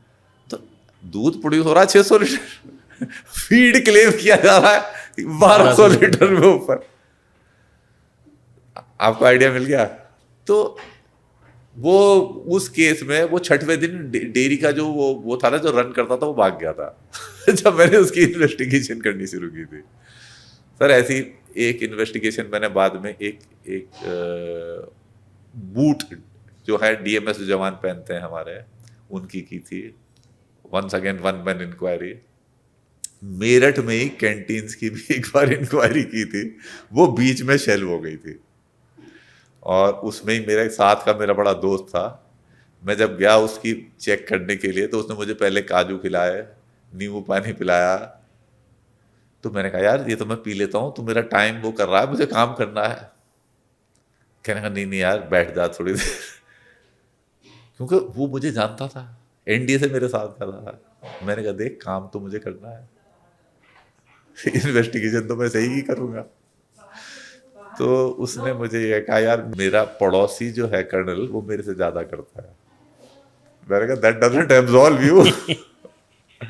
बट मोस्टली टॉलरेंस नहीं है आर्मी में, अगर ऐसी चीज़ें हैं भी तो वो इंक्वायरी होके उस पर एक्शन होता है। आई वुड रादर से कि let me reserve my comments on this, ठीक है ना। ठीक है सर। देखिए ये देश है, ये देश जिस कल्चर पे चलता है उसी कल्चर पे इंस्टीट्यूशन चलते हैं। ऑर्गेनाइजेशन भी उस सोसाइटी से डीलिंक्ड नहीं होकर कोई चीज़ चलती, ठीक है ना। एक से थोड़ा स्टूडेंट्स के पर्सपेक्टिव पे हम शिफ्ट करते हैं। हाँ जी। आप अकेडमी भी रन करते हैं और आप काफ़ी हेल्प करते हैं स्टूडेंट्स को एनडीए क्लियर करने के लिए।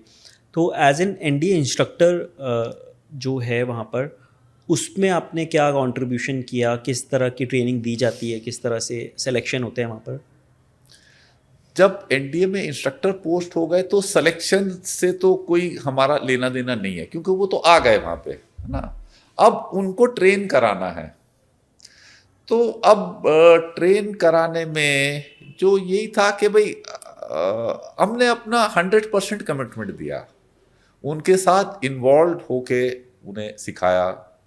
और जैसे शायद आपको आइडिया होगा, मैं जो भी करता हूँ पैशन से करता हूँ, मुझे मज़ा आता है। मुझे लगा ही नहीं कि नौकरी है, एंजॉयमेंट। तो उन्हीं के साथ मैं क्रॉस कंट्री भागता था, बॉक्सिंग की प्रैक्टिस कराई। टेनिस टीम वाले तो मेरे दोस्त ही थे, उनके साथ ही खेलते थे। और क्या कहते हैं, फौजी सब्जेक्ट्स हमें उन्हें map reading, weapons handling, tactics, बड़ी बेसिक लेवल की, सेक्शन लेवल की, छोटे लेवल पे वो सिखानी होती थी। तो वो मैं उन्हें बहुत इंटरेस्ट से बच्चों की तरह बिल्कुल सिखाता था। मैं इतना कह सकता हूँ कि मेरा एटीट्यूड एक, अगर नॉर्मल इंस्ट्रक्टर से आप डिफरेंट होगा तो वो ये होगा कि मैं बहुत ज़्यादा फ्रेंडली था जब सिखाने की चीज़ हो। तब मैं बिल्कुल ऐसे सिखाता था कि मैं अपने छोटे भाई को, या जैसे मैंने अपने दोस्तों को फिजिक्स केमिस्ट्री, उस तरह से ही उन्हें सिखाता था कि समझाया कि नहीं समझाया, उस क्लैरिटी से। ये सर, आप एसएसबी सिलेक्शन बोर्ड की भी डेप्यूटी डायरेक्टर रहे हैं, हाँ, डिप्टी प्रेसिडेंट था मैं। डेप्यूटी प्रेजेंट, हाँ जी। सॉरी। तो वहाँ पर जो कैंडिडेट्स आते हैं उसका प्रोसेस क्या है? जैसे 5 दिन का आई थिंक उनका सिलेक्शन प्रोसेस हाँ है। हाँ हाँ। उसमें क्या क्वालिटीज़ देखी जाती हैं, क्या चीज़ होनी चाहिए, क्या जो क्वालिटीज़ हैं वो डेवलप भी की जा सकती हैं? ऐसी तो कोई चीज़ नहीं है जो डेवलप ना की जा सके। और देखिए, अगर एक इंडिविजुअल में मोटिवेशन है तो वो सब कुछ इंप्रूव कर सकता है, ठीक है ना। मुझे एक एग्जांपल देता हूँ। मेरे पास एक बच्चा आया था, कलकत्ता साइड का था वो। और जब मैंने उसे, ये नोफल्स एकेडमी की बात कर रहा हूँ, और जब मैंने उसे असेस किया तो मैंने उसे कहा कि भाई, तेरा खाली जो ठीक क्वालिटी है वो कि सोशली तू ठीक ठाक है, लड़ाई झगड़े में नहीं पड़ता, बच्चा सीधा है तू। बाकी क्या तेरी इंग्लिश, क्या तेरी एकेडमिक अंडरस्टैंडिंग, क्या तेरी physical fitness, everything is below acceptable level. और मैं कई बार हार्श होता हूँ बातचीत करने में, डांट देता हूँ। तो मैंने कहा, तेरा जो है ना, कुछ 4-5 महीने से पहले एसएसबी का नाम मत लेना, जो तेरी बात बनेगी नहीं। वो कोई तीसरे महीने में चला गया एसएसबी, और क्योंकि मुझसे डरा हुआ था तो उसने बताया नहीं मुझे। उसने फ़ोन किया मुझे एसएसबी से, कहने लगा, सर आपने मना किया था जाने के लिए, पर मैं आ गया था एसएसबी, अब आपको फ़ोन कर रहा हूँ। तो मैंने कहा, गुस्सा आया मुझे। मैंने कहा, क्यों गया तू? मैंने कहा, तू वहाँ पे जाते स्क्रीन आउट हो गया होगा, पहले स्टेज 1 में ही तू अंग्रेजी भी नहीं ढंग से बोल सकता। क्या? नहीं सर, मैं स्क्रीन इन हो गया था। तो I said, you got screen out? He said, no sir, I got screen in. I said, very good. So then I said, या वहाँ पे जीटीओ में ग्रुप टास्क होंगे तो इंडिविजुअल ऑब्स्टेकल तेरे तो 5 हुए होंगे मुश्किल से, 10 करने होते हैं। कहना, सर मैंने पूरे 10 कर दिए। वेरी वेरी गुड यार। मैंने कहा, तेरा रिजल्ट क्या रहा? कहना, सर मैं तो रेकमेंड हो गया। Okay. That boy taught me such a lesson. अब फिर मैंने पूरी उसकी फिर रीअसेस किया कि मेरा कहाँ वो था, कहाँ मेरे सोच समझ में कमी थी। वो बड़ा बेटा था घर का और काफ़ी गरीब फैमिली से था। उसकी डिज़ायर अपनी फैमिली को अपग्रेड करने की, अपने छोटे भाई बहन पे एक एग्जाम्पल सेट करने की, जो उसके सेल्फ क्रिएटेड मोटिवेटिंग फोर्सेस थी, वो बहुत स्ट्रांग थी। उसने जिस लेवल पे उससे काम करवाया, वो एक नॉर्मल इंडिविजुअल नहीं करता है। हम तो एक नॉर्मल जनरल उस पर चलते हैं कि इतना इतना टाइम इन चीज़ों में लगेगा। तो उसने सारी चीज़ें स्पीड अप करके की, जो मैंने सोचा था एटलीस्ट 4-5 महीने लगेंगे, उसने वो सब चीज़ें 3 महीने में कर दी। ओके। तो देखिए, इंप्रूव तो सब चीज़ें हो सकती हैं, जैसे मैंने आपको ये बता दिया, बिल्कुल ही मतलब other than social aspects everything was below acceptable level, he could improve everything. तो इंप्रूवमेंट सब हो सकता है। एनडीए में भी बहुत लोग प्रोग्रेस करते हैं। सिलेक्शन में देखिए क्या होता है, मैं क्वालिटीज़, अच्छा आप जानना चाह रहे थे। देखिए, क्वालिटीज़ जो हैं ये आपको सारी वेबसाइट और उसमें सब मिल जाती हैं, और ये स्टूडेंट उससे बहुत मिसगाइड भी होते हैं, इसलिए मैं उसकी बात नहीं करना चाह रहा। 15 officer like qualities, reasoning ability, effective intelligence, वो हमारे दिमाग में सब है, उनको असेसमेंट में हमेशा ही करना ही होता था उनका, अभी भी करते हैं। क्या है, एक अगर इंडिविजुअल, उसने जैसे स्टूडेंट है मान लीजिए, उसकी एकेडमिक अंडरस्टैंडिंग साउंड है, फंडामेंटल्स ठीक समझता है वो, तो एक मेजर एस्पेक्ट उसका ठीक है। और अगर he can communicate reasonably well orally and in writing, that is the other aspect he should take care of. Third thing, which is not very much popular in the civil world, is physical fitness. Because requirement is there in defense forces. भाई आप ये देखिए कारगिल की लड़ाई में कहाँ जा जाके लोग लड़े, तो अगर ये नहीं होगा तो हम नहीं कर पाएंगे सेलेक्ट इंडिविजुअल को, तो ये भी एक चीज आ जाती है। And third fourth thing is your general awareness, कि भाई हिंदुस्तान की ज्योग्राफी पता हो, थोड़ा इकोनॉमी का आइडिया हो, relations with neighbouring countries, major powers वगैरह, इतना तो आइडिया होना चाहिए। इतना अगर हो तो इंडिविजुअल सेलेक्ट हो जाता है। तो अब इसमें कोई इतनी मुश्किल चीज नहीं है ये कर पाना। तो सर अगर किसी पे कोचिंग या गाइडेंस नहीं है तो he or she can focus on academic rigor उसकी अच्छी है। Yes, he should, these four things which I am stating, if a person improves these things effort to get it to a reasonable degree, that person will qualify. There's no need. See, coaching जितनी चल रही है ज़्यादातर, broadly what I know, I learned from students only speaking to them, they are focusing on the SSB process. Like NEET exam हुआ, IIT हुआ, they're taking it that way. कि वहां पे क्या होने वाला है उसको प्रैक्टिस कर करके, रिहर्स करके, somehow try to break that thing. Whereas this is a unique kind of a test. That's why it is a 5-day process. It is a holistic test of personality. वो तो आपकी ये reasoning ability, effective intelligence, आपका will power, those things are getting tested through these means. They're focusing on that rather than which is take more time, actually improve upon these things. That people are not doing. So because of that, their focus has wrongly got shifted towards the SSB process. अगर आपने भी, शायद आपके साथी कोई SSB गए होंगे, वो भी फोकस उस पर कर रहे होंगे, कहानी लिख लो, गांठे बांध लो, बल्ली फट्टे का अरेंजमेंट सीख लो. That is not the requirement. Requirement should be these 4 things which I am telling you. If these fundamental qualities are okay for a person, then the system will select. उससे साइकोलॉजी का भी एक major I think test होता है होता है 5 days. Psychology में क्या चीज़ें देखी जाती हैं? देखिए, सारे 3 असेसर हैं। सबसे पहला साइकोलॉजी टेस्ट होगा आपका, वो रिटन वर्क है पूरा। उसमें सीक्वेंस होगी, सबसे पहले होंगी 11 आपको पिक्चर्स दिखाएंगे, उनके ऊपर आपने स्टोरीज लिखनी होंगी। फिर एक 12th ब्लैंक होगी, मतलब पूरी इमेजिनेशन से ही लिखनी है आपने, कोई स्टिमुलस है ही नहीं कोई, वो आप स्टोरीज लिखेंगे।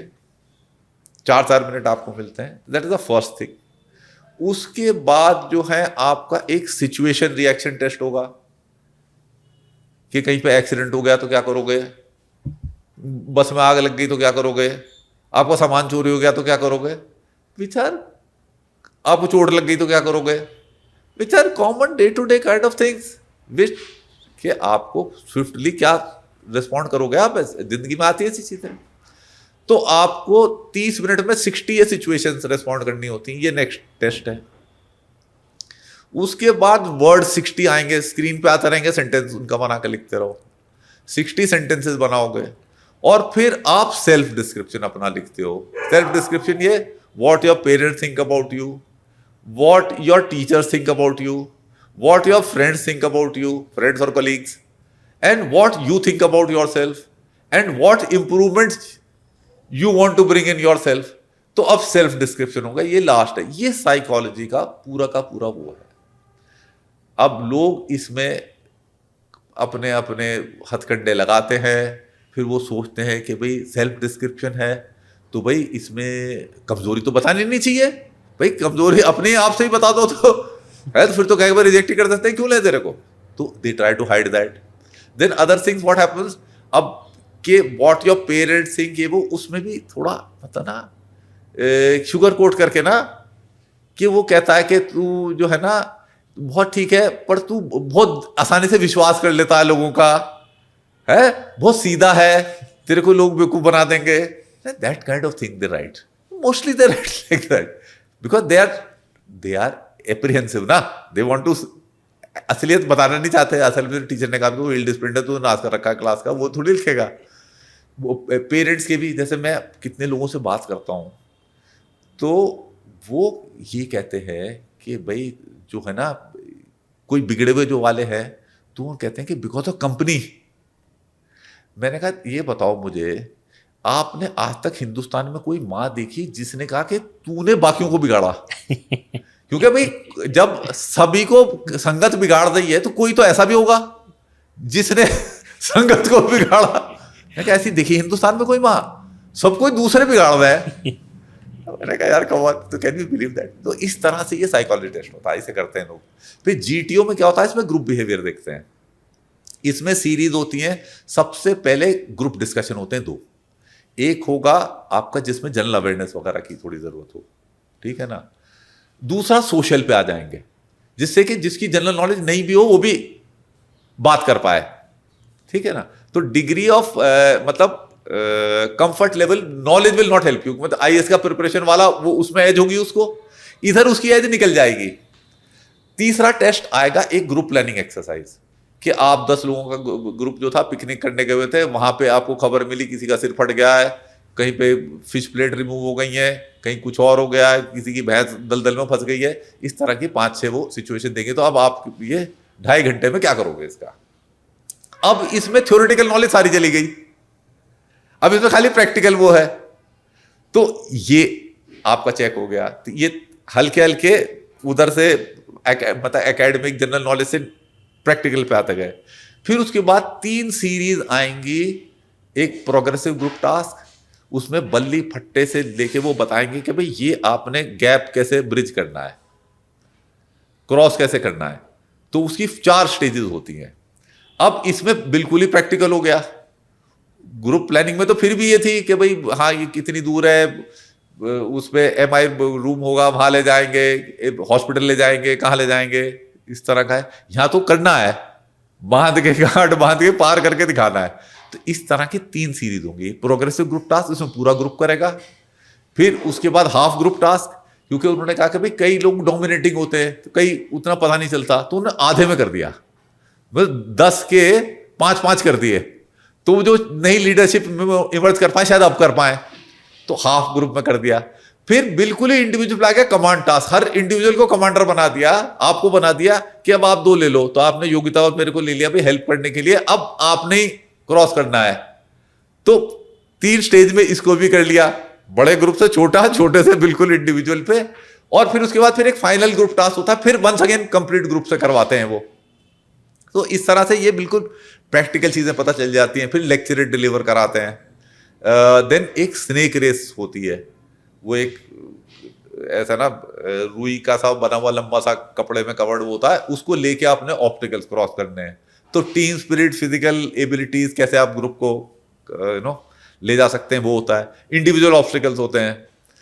तो ये सारी चीजें होती हैं आपके जीटीओ के सीरीज में, ग्रुप टास्क वाली। 2 दिन में करते हैं वो इन चीजों को। और क्या कहते हैं, इंटरव्यू तो जैसे आप मेरे ले रहे हैं, तो वो लेके जो है पूरा 40-45 मिनट बैठ के बातचीत करते हैं और वो सारी चीजें असेस करते हैं। असेस सारी यही क्वालिटी सब करते हैं। डिफरेंस थोड़ा थोड़ा क्या आ जाते हैं ना, देखिए जैसे अभी क्या है कि let us say a thing of physical courage. A physical courage by interview I will not have a very concrete evidence, I will have, psychologist will also have, GTO will have a very concrete evidence. उसने देख लिया कि वो ये तो कांपने लगा ऊपर चढ़ने में। तो what we do, we call it the fourth technique, when we sit down all together in conference and we then take a consensus decision about each candidate. तो उसमें जैसे मैंने एक आपको चीज बताई, तो फिजिकल करेज की चीज एस्पेक्ट को हम उसको क्रेडेंस ज्यादा देंगे उस असेसर को, क्योंकि उसकी एविडेंस बेटर है हम लोगों से, ठीक है ना। ठीक है सर। और इसी तरह से एग्जांपल से बताता हूँ आपको, बेटर समझ में आती है चीज। एक लड़की आई थी मयो अजमेर से, उसने वहां 12th किया, उसके बाद दिल्ली यूनिवर्सिटी से उसने मैथमेटिक्स ऑनर्स में ग्रेजुएशन किया और फिर वो एसएसबी के लिए आई। और मैं इंटरव्यूइंग ऑफिसर था उनका। From my perspective she was fit to be cleared. तो ठीक, ग्रुप वाला जो था उसने भी उसको फिट पाया और साइकोलॉजिस्ट ने पाया कि नहीं ले सकते, बिल्कुल ही लेने लायक नहीं है। अब जो था तो उसको नहीं लिया हमने। अब साइकोलॉजिस्ट के पास जाके मैंने बात की कि भाई दिखाओ मुझे क्या था to learn. She showed me her responses really were such के इसको सेलेक्ट नहीं करना है। Now when we put our notes together we could understand क्या हुआ उसका कॉन्फिडेंस लेवल सब ठीक ठाक था। She was a fit girl overall 12th में, और उसके मैथ्स में हाईएस्ट नंबर थे, तो वो मैथ्स ऑनर्स करने चली गई। When she was doing maths honors in Delhi University, she realized कि maths honors is very different from 12th math। अब उसकी मोटिवेशन वगैरह वहां कम हो गई, उसका सेल्फ कॉन्फिडेंस भी नीचे चला गया, and as a person she got adversely affected. Okay, these things happened. मेरे पास उसका वो था कि उसका ट्रैक रिकॉर्ड मार्क्स का ये था, but still visibly superficial level में जो जो चीजें थी उसकी ठीक थी, बट ये डीप चीजें जो थी साइकोलॉजिस्ट ने पता कर ली थी, सेल्फ बिलीफ उसकी हट गई हुई थी, which could improve over a period of time, but at this point of time she was not fit for selection. तो सर आई थिंक ये काफ़ी सारी क्वालिटीज़ हैं जो आपने बताई, जो कि कुछ तो आई थिंक इंडिविजुअल्स में ऑलरेडी होती हैं। हाँ, ठीक है, तो इनको इम्प्रूवमेंट अगर कोई करना चाहे कि सपोज किसी में सेल्फ बिलीव कम है, या फिर कोई इंस्टेंसेस हुए जैसे आपने एग्जांपल दिया, या फिजिकल प्रिपरेशन का तो समझ में आता है कि किया जा सकता है, तो वो कैसे एक प्लान तरीके से ये सारी चीज़ों पे वर्क किया जा सकता है? किया जा सकता है, इम्प्रूव हर कुछ किया जा सकता है। जैसे मैंने आपको एग्जाम्पल शुरू में ही दिया था उस लड़के का, उसने सभी कुछ इंप्रूव कर लिया। Now think is that one is that let us say अब आपने इशू कॉन्फिडेंस का लिया, now it is a little complex thing, तो let us take this to understand the thing better, क्योंकि फिर सिंपलर तो आसान ही हो जाएंगे, वो तो आप भी खुद समझ पा रहे हैं। अब सेल्फ कॉन्फिडेंस जो है उसकी रिलेशनशिप कॉम्पिटेंस से है ना, आप अपना काम कर रहे हैं। Correct. अब if you are good in your job, तो आपके आस पड़ोस कहे यार गुड, बढ़िया किया, वहां पर कहें हाँ यार ठीक कर रहा है यार, तो अपना काम तेरा देखा था यार, बढ़िया यार, गुड, वैलिडेशन आपको मिल रही है, तो कॉन्फिडेंस उससे बढ़ रहा है, आपको भी लग रहा है, उससे मोटिवेशन भी बढ़ती है। सेल्फ फुलफिलिंग प्रोफेसी का भी होता है, हाँ यार सब लोग कह रहे हैं, इसका मतलब मैंने ठीक ही लाइन चूज की, ठीक है ना, डॉक्टर नहीं बना, कोई नहीं, जर्नलिज्म भी ठीक था, तो you are getting that validation. तो उस हिसाब से अब ये जो है आपका इस फील्ड में, स्पेसिफिक फील्ड में आपका इंप्रूवमेंट,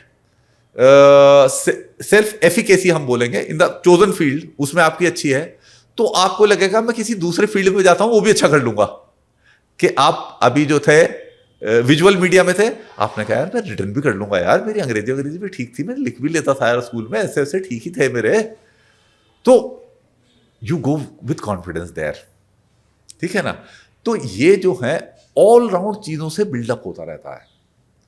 आप जैसे कितने ही लोग हैं जो कि मेरे पास एक थे टेरिटोरियल आर्मी के लिए आए थे, क्या कहते हैं उन्होंने 60% भी क्रॉस नहीं किया था 12th तक कभी, and now after doing PhD he was a physics professor and he was a good physics professor.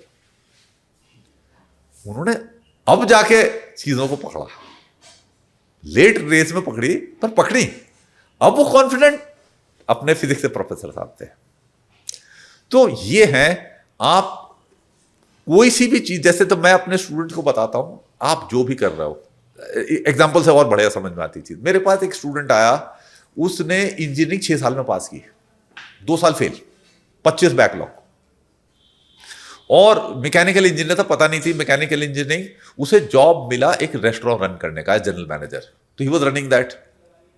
And normal वो होती है कि सर मैंने रिटर्न की तैयारी करनी है, 1-2 ही चांस हैं तो छोड़ देता हूं और तैयारी करता हूं फोकस, माँ बाप भी ऐसी बातें करते हैं। मैंने कहा बिल्कुल नहीं करना, करता रहे काम, यही तेरी कर्म भूमि है, मुझसे डिस्कस कर, कॉस्ट कटिंग कैसे करनी है, कस्टमर रिलेशनशिप कैसे इंप्रूव करनी है, पिल्फरेज कैसे चेक करनी है, प्रैक्टिकल चीजें ये डिस्कस करेंगे हम, इंप्रूव करना है ना। और बाकी तो फिजिकल फिटनेस, जनरल नॉलेज ये तुमको करनी पड़ेगी। सर वो 4 महीने में लड़का सेलेक्ट हो गया। मैकेनिकल इंजीनियरिंग ना वो तब जानता था ना अब जानता, कोर अपना नहीं जानता वो, पर उसने एटीट्यूड चेंज किया, यहां उसने बिल्डअप की, उसी से उसको लगाया एक रेस्टोरेंट रन करना कोई आसान काम नहीं है, मतलब खेती करना भी आसान काम नहीं है। उसे अगर आप प्रॉफिटेबल बनाते हैं, आप अपने बाप के खेत को 1.5 गुना करा दें, या आपकी 4 गाय से ही दूध बेटर प्रोडक्शन करके दिखा दें, that is good practical education. वो आपका कॉन्फिडेंस हर जगह बिल्ड करती है। आप ये देखिए, आपके जो थे ये क्या हैं, जो फाइनेंस चिदम्बरम साहब, अब चिदम्बरम साहब बढ़िया फाइनेंस मिनिस्टर थे, जानकारी थी उनको, ग्रिप थी उनकी। अब वो होम मिनिस्ट्री में शिफ्ट कर गए, भाई उसका तो तजुर्बा नहीं था उनके पास, पर क्या थी, उनको था कि भाई मैं एक फाइनेंस में अच्छा हूं, सेल्फ कॉन्फिडेंस है, तो ये नए फील्ड में भी कर पाऊंगा। That is how self confidence gets build. whatever you are doing, if you do well in that, that gives you the confidence to expand, deviate to other fields. एक साथ दो क्वेश्चंस आए हैं मुझे इसमें हाँ, आपकी बिल्कुल, कॉन्वर्सेशन से। हाँ। एक ये है कि आपने बोला किसी का 12th में गैप है, किसी का ग्रेजुएशन में गैप है, उससे क्या सिलेक्शन प्रोसेस में हैम्पर करते हैं चांसेस स्टूडेंट्स के? देखिए क्या है, वो उसके बारे में कॉन्क्रीट एविडेंस तो है ही, इसका पुराना ट्रैक रिकॉर्ड, और एक सिंपल सा डिक्टम हमारा इंटरव्यूअर हम ये कहते हैं कि past behaviour is indicative of future behaviour, and more consistent has been a past behaviour the more likely it is to be repeated. बड़ी सिंपल सी लॉजिक है इसमें कोई, अब उसी को हम पकड़ते हैं। तो अगर 12th में फेल हुआ और उसके बाद अवॉइड करके चला, तो ये हुआ, एक तो इनसिंसियर रहा और फिर अवॉइड भी किया कि मैं छोड़ ही देता हूं। अगर यही बंदा मैथ्स में फेल होता और ये कहता मैथ तो छोड़नी नहीं है, और मैथ्स में ही फिर तगड़ा करके दिखाता, he would have been a very different person. और वो आज भी बहुत डिफरेंट आदमी होगा, क्योंकि उसका एटीट्यूड ये है। आप ये देखिए, हमारे जब क्या कहते हैं वेस्ट इंडीज के फास्ट बॉलर करते थे, तो हम उनकी बाउंसर से ये होल्डिंग के आगे बुरा हाल हो जाता था हमारा। पर मोहिंदर अमरनाथ को शॉर्ट पिच बॉल में दिक्कत होती थी, और उसने हुक को ही ऐसा किया कि उसने उसको ही अपना स्ट्रॉन्ग पॉइंट बना लिया। अब ये ग्रिट है बंदे में, ये बंदा सही है, तो how he takes it will build his confidence and he will be a different person, he will grow better. तो ये लोग, ये करना चाहिए हमको। तो मतलब अगर गैप है भी, बट वो तो आप उसको history कैसे का ओवरकम करते हैं उसका Correct, इम्पोर्टेंट है। हाँ। एक सर जैसे अभी मेरे पास, आज मैंने लड़के को इंटरव्यू किया, ही इज अ फौजी, at the age of 37 he became the national champion in 50 kilometer walk and represented India in Tokyo Olympics. Okay 37। Okay. तो ग्रिट है। एक सर जैसे कि हमने काफ़ी सारी क्वालिटीज़ की बात करी, कॉन्फिडेंस की बात करी, ग्रिट की बात करी, सेल्फ इमेज की बात करी। ये चीज़ अगर किसी में कम है और वो आपके पास आता है कि मुझे इम्प्रूव करना है, लेट्स से 6 मंथ्स में, 4 मंथ्स में, तो कैसे उस पर आप वर्क कराते हैं उसको? हम उसे ऐसे वर्क कराएंगे कि वो आज जो भी कर रहा है, आज आप जर्नलिज्म का काम कर रहे हैं ना, आप इसमें कोशिश करिए कि आप बेस्ट हो जाए। वो ही आपको सब कुछ में कॉन्फिडेंस देगा टू डिवेट टू अदर फील्ड्स ऑल्सो। क्योंकि आप जो है ना, मान लीजिए आप मैकेनिकल इंजीनियर थे और आज आप जर्नलिज्म कर रहे हैं, और मैं आपसे जो है ना मैकेनिक्स की बात करता हूं, और आपको पता नहीं कि कुएं की पुली भी कैसे काम करती है, जो कि ज्यादातर के साथ होता है, पता नहीं होता उन्हें। साइकिल का तो बहुत ही कॉम्प्लिकेटेड है लोगों के लिए समझा पाना कि कैसे लीवर का सिस्टम हुआ, क्या हुआ एंड ऑल दैट। तो मान लीजिए ये कंडीशन है आपकी, अब आपके लिए बहुत मुश्किल है कि उसको जाके रिवाइज करना, क्योंकि उसके लिए कोई टेस्टिंग नहीं है, कोई मोटिवेटिंग फोर्स नहीं है, कहां रिजल्ट उसका दिखाना है। यहां तो रिजल्ट दिख रहा है ना आपको डे टू डे लाइफ में, इसे तो करो, इससे करो, और ये आपका एटीट्यूड आपकी जिंदगी की बाकी चीजों पे भी परमिएट करेगा। That is the thing. कितने 3rd डिविजनल लॉयर्स होते हैं, वो जो है वकालत बढ़िया से करते हैं, और उसके बाद फिर बाकी चीजें भी बेटर समझने लगते हैं, बोलचाल भी अच्छी करने लगते हैं, क्योंकि कॉन्फिडेंस आया बाकी चीजों में भी। I think overall personality development में आप उनकी हेल्प करते हैं, हाँ, ये सब गाइड करके। Yes yes yes. और सर जैसे आपकी लाइफ में एक बहुत इंपॉर्टेंट रोल रहा स्पोर्ट्स का, हाँ जी। ठीक है, तो सिलेक्शन प्रोसेस में हॉबीज़ वगैरह को कैसे वेटेज दी जाती है? अगर किसी की हॉबी है, लेट्स से म्यूज़िक या फिर स्पोर्ट्स है, तो वो कैसे लिंकअप होता है उससे? इसकी वेटेज नहीं है, it is just that you see what happens. Hobby होने से फायदा इंडिविजुअल का लॉन्ग रन में क्या होता है, ये उसके पास एक जो है ना स्ट्रेस बस्टर है, कोई भी चीज। क्योंकि एक जिंदगी में स्ट्रेसेस आते ही हैं काम वर्क के, तो उससे आप कैसे रिलीज कर पाते हैं, हॉबीज आपको ये देती है। पर इसका सिलेक्शन क्राइटेरिया से कोई लेना देना नहीं है, क्योंकि हमें चेक करना है कि भाई ये इंडिविजुअल ट्रेन करके ऑफिसर बनाया जा सकता है कि नहीं। अगर वो कहता है ब्लैंक है, मेरी हॉबी कोई नहीं है, क्या फर्क पड़ता। अगर वो ठीक है, वो जो हमें चाहिए उसमें ठीक ठाक है, adequate is okay. The problem is that कि सोसाइटी ने इतना क्रिएट कर दी हुई ना चीजें कि भाई ये होना चाहिए, भाई नहीं होगा तो अरे ब्लैंक कैसे छोड़ दोगे। तो छोड़ के देखते ही नहीं लोग, छोड़ के देखो तो सही। मेरे पास एक आया था धारवी स्लम से लड़का, उससे बढ़िया लड़का नहीं देखा मैंने कोई। उसने देखा हॉबी, अरे कहाँ टाइम है सर हॉबी हॉबी का सर जिंदा रह ले वो बहुत है। 5 फुट 4 इंच का 45-46 किलो का बंदा था वो, अपने सब इवनिंग स्टडी सेल्फ फाइनेंस करके एमए किया था इंग्लिश में उसने। उससे बढ़िया लड़का नहीं देखा मैंने कहा यार फिजिकल फिटनेस के लिए रनिंग वनिंग करनी होती है। बोला सर कोई टाइम नहीं है रनिंग, कोई नहीं की मैंने। एक सर आपका काफ़ी लंबा करियर रहा है, from NDA then into army, commanding officer भी आप रहे हैं वहाँ पर। तो अभी रिटायरमेंट के बाद आपने ऐसे एकेडमी स्टार्ट की है जिससे कि आप काफ़ी लोगों को ट्रेन करते हैं। How is life after retirement? आप किस चीज़ के बारे में ज़्यादा प्रायोरिटाइज करते हैं, सोचते हैं जिस चीज़ के बारे में? हाँ, इतना नहीं भी सोचते। देखिए एक जैसे मैंने शुरू से बताया कि लाइफ इंजॉयमेंट पे चलती रही, जो भी रहा, नौकरी भी जो की उसमें भी मज़ा आता था। ये बॉक्सिंग करा रहे हैं, टेनिस खेल रहे हैं, शूटिंग करा रहे हैं, हार्ड जो कमांडो कंपटीशन कर रहे हैं वो भी, अरे मज़ा आ रहा है इसमें भी, देखते हैं कितना दम है। पहाड़ियाँ चढ़ रहे हैं, फायरिंग हो रही है तो चैलेंजेस हैं। मैं नागालैंड में था, I was handling operations and intelligence, that was also very challenging. पूरा सिचुएशन को असेस करो, इंटेलिजेंस पिक्चर डेवलप करो, उसके बेसिस पे ऑपरेशंस करो। 2 साल में रहा, one of the most taxing tenure but very educative. तो इस तरह से ही ये है कि रोज कुछ ना कुछ सीख रहा हूं मैं। जैसे आज सवेरे मैंने जिस लड़के से बात की है जिसने 37 साल में ओलंपिक रिप्रेजेंट करके आया, उससे मैंने सीखा बहुत कुछ। ऐसे ही हर लोग सिखाते हैं। जैसे मैंने वो बच्चे को बताया जिसको मैं कह रहा था भाई तू सोशली ठीक ठाक है, बाकी तो सभी कुछ तेरा बेकार है, वो क्या कहते हैं 3 महीने में तो सेलेक्ट हो गया। तो मैं सीखा ना सर उससे बहुत कुछ। तो एजुकेशन मिल रही है, और अपने को मैं कितना मतलब किस्मत वाला समझता हूं कि मैं यूथ से कनेक्टेड हूं घर बैठे बैठे ही। ये आज की मतलब ये डिजिटल जो भी इंटरनेट वेट, ये मतलब इंफ्रास्ट्रक्चर ऐसा हो गया है कि ये पॉसिबल है, पहले तो था ही नहीं पॉसिबल। करेक्ट। भाई मेरे पास तो एक लैपटॉप और ये है, उसके पे काम कर रहा हूं मैं, और नो फ्रिल्स एकेडमी चल रही है। तो इस काम में मुझे मजा आता है, मुझे अच्छा लगता है सर, क्योंकि हर इंडिविजुअल यूनिक होता है, उसकी यूनिक कैरेक्टरिस्टिक्स होती हैं। और जब सर वो प्रोग्रेस करता है ना, तो हम भी थोड़ा सा प्रोग्रेस करते हैं उसके साथ साथ। अटैचमेंट हो जाता है ना सर, क्योंकि ह्यूमन बींग्स हैं।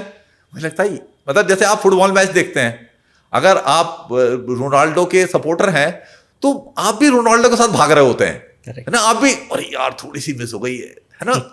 तो हम भी कोच हो जाते हैं अपने, उनके साथ हम इन्वॉल्व हो जाते हैं। वो बताता है कि सर अच्छा ये रहा, ये ठीक नहीं हुआ, अरे कोई नहीं अगली बार ऐसे ऐसे करके ही, और वो तैयारी करते हैं। तो गेट इन्वॉल्व दैट वे, तो इन्वॉल्वमेंट रहता है। तो it is very energising young लोगों के साथ अटैच करना, उनको गाइड करना, कंट्रीब्यूशन है, तो अच्छा लगता है मुझे सर। और बाकी मेरे पास स्ट्रेस बस्टर अपना है ही, बहुत ही स्ट्रेस बस्टर है। मैं तो टेनिस मेरी बड़ी सीरियस हॉबी है, मैं कॉम्पिटिटिव टेनिस खेलता हूँ। कई लोग उसे स्ट्रेस ही ले लेते हैं, मैं उसका स्ट्रेस बिल्कुल नहीं लेता, एंजॉय करता हूँ। मैं एक्सरसाइज बड़ा रेगुलरली करता हूँ, रनिंग करता हूँ, वेट उठाता हूँ। I enjoy all these things and I remain happy, and probably at the age of 64, earlier I was thinking कि ना रिटायरमेंट के 8-10 साल काम करेंगे फिर बहुत हो जाएगा यार, छोड़ देंगे। अब मैंने डिसीजन लिया कि नहीं, जब तक है जान तब तक चालू ही रखो, क्या फर्क पड़ता है, वो है क्या जिंदगी में। And I am enjoying my self, probably I look energised. Definitely sir, तो वेरी मच सो। एक सर आई थिंक डिस्कशन करके मतलब हमें एग्ज़ाम के बारे में पता चला, आपकी लाइफ कैसी रही वैसे पता चला, अभी आप कैसे उसको पॉजिटिव एनर्जी के साथ लेते हैं। तो आई थिंक एक ओवरऑल लर्निंग बहुत हमें अच्छी मिली है इस चीज़ से। Thank you so much, और thanks a lot for your time. Finally मैं ये बोलूँगा कि कोई ऐसी चीज़ है जो आप नॉर्मल यूथ के लिए कोई मैसेज देना चाहें? मैं एज एन एजुकेशनिस्ट देना चाहूँगा फॉर फेलो एजुकेशनिस्ट और पेरेंट्स के लिए। मैंने थ्योरी में सेल्फ फुलफिलिंग प्रोफेसी पढ़ी थी। मैं थोड़ा सा एक्सप्लेन कर देता हूँ आपको। वो क्या किया उन्होंने, एक बच्चों पे टेस्ट एडमिनिस्टर किया, छोटे बच्चे लिए गए और उन्होंने कहा इनका साइकोलॉजी टेस्ट किया गया है और ये कुछ बच्चे उन्होंने किए कि ये हाई परफॉर्मर्स हैं। असल में किया कुछ नहीं था, कोई टेस्ट नहीं किया था, ऐसे ही बता दिया कि हाई परफॉर्मर्स है। अब उनको फिर फॉलो किया, they actually became high performers. हुआ क्या कि उन्हें लगा कि हम हाई परफॉर्मर्स हैं, भाई हमें तो जल्दी समझना चाहिए। अच्छा, अगर टीचर को लगा ये नहीं समझा तो उसे लगा मेरे समझाने में कमी होगी, ये तो हाई परफॉर्मर है, उसने भी उस हिसाब से आउटलुक रखा। In the long run they were high performers and they later said कि एक्चुअली किया ही नहीं था कुछ test. So it is a self fulfilling prophecy, जिसकी माँ कहती है यार तेरा पता नहीं क्या होगा जिंदगी में। अब उसको डेली ये मैसेज जा रहा है कि तेरा पता नहीं क्या होगा, तू तो बाप के पीछे पीछे ही उसी का धंधा पकड़ ले, नहीं तो तुझसे कुछ नहीं होगा। तो डेली ही इज गेटिंग कि I am इनएडिक्वेट message. So if parents give this message कि नहीं तू ठीक है, भगवान ने तुझे बिल्कुल कंप्लीट बनाया है, you are good to take on the world, I don't have to protect you from anybody, you go on, तो he will have that outlook. I use it with my students, but I use it with credibility. ऐसे नहीं कि जो 20 kilo overweight है उससे बोलूंगा नहीं तू तो मैराथन में वो कर देगा, वो कहेगा सर मजाक कर रहे हो। क्रेडिबल होनी चाहिए बात, फिर वो करो। तो सर ह्यूमन प्रोग्रेस की कोई लिमिट नहीं है सर। सबसे बड़ी चीज सर मैंने 10 साल में ये जो है ये सीखी है sir. Thanks a lot sir, बहुत कुछ सीखने को मिला है मतलब इस डिस्कशन से, एंड आई एम श्योर कि जो व्यूअर्स भी हैं उनको बहुत कुछ सीखने को मिलेगा। और I think we'll also give links about your academy, अगर किसी को रीच आउट करना है तो वो रीच आउट करेंगे। But again thanks a lot for your time and your great insights. Thank you so much. Most welcome. I'm very lucky that you took out your time and came here. I enjoyed my interaction. I hope it has benefited Yes, you sir, and it was very good. benefits the audience. Thank you so much. Thanks sir. Okay. Thank you.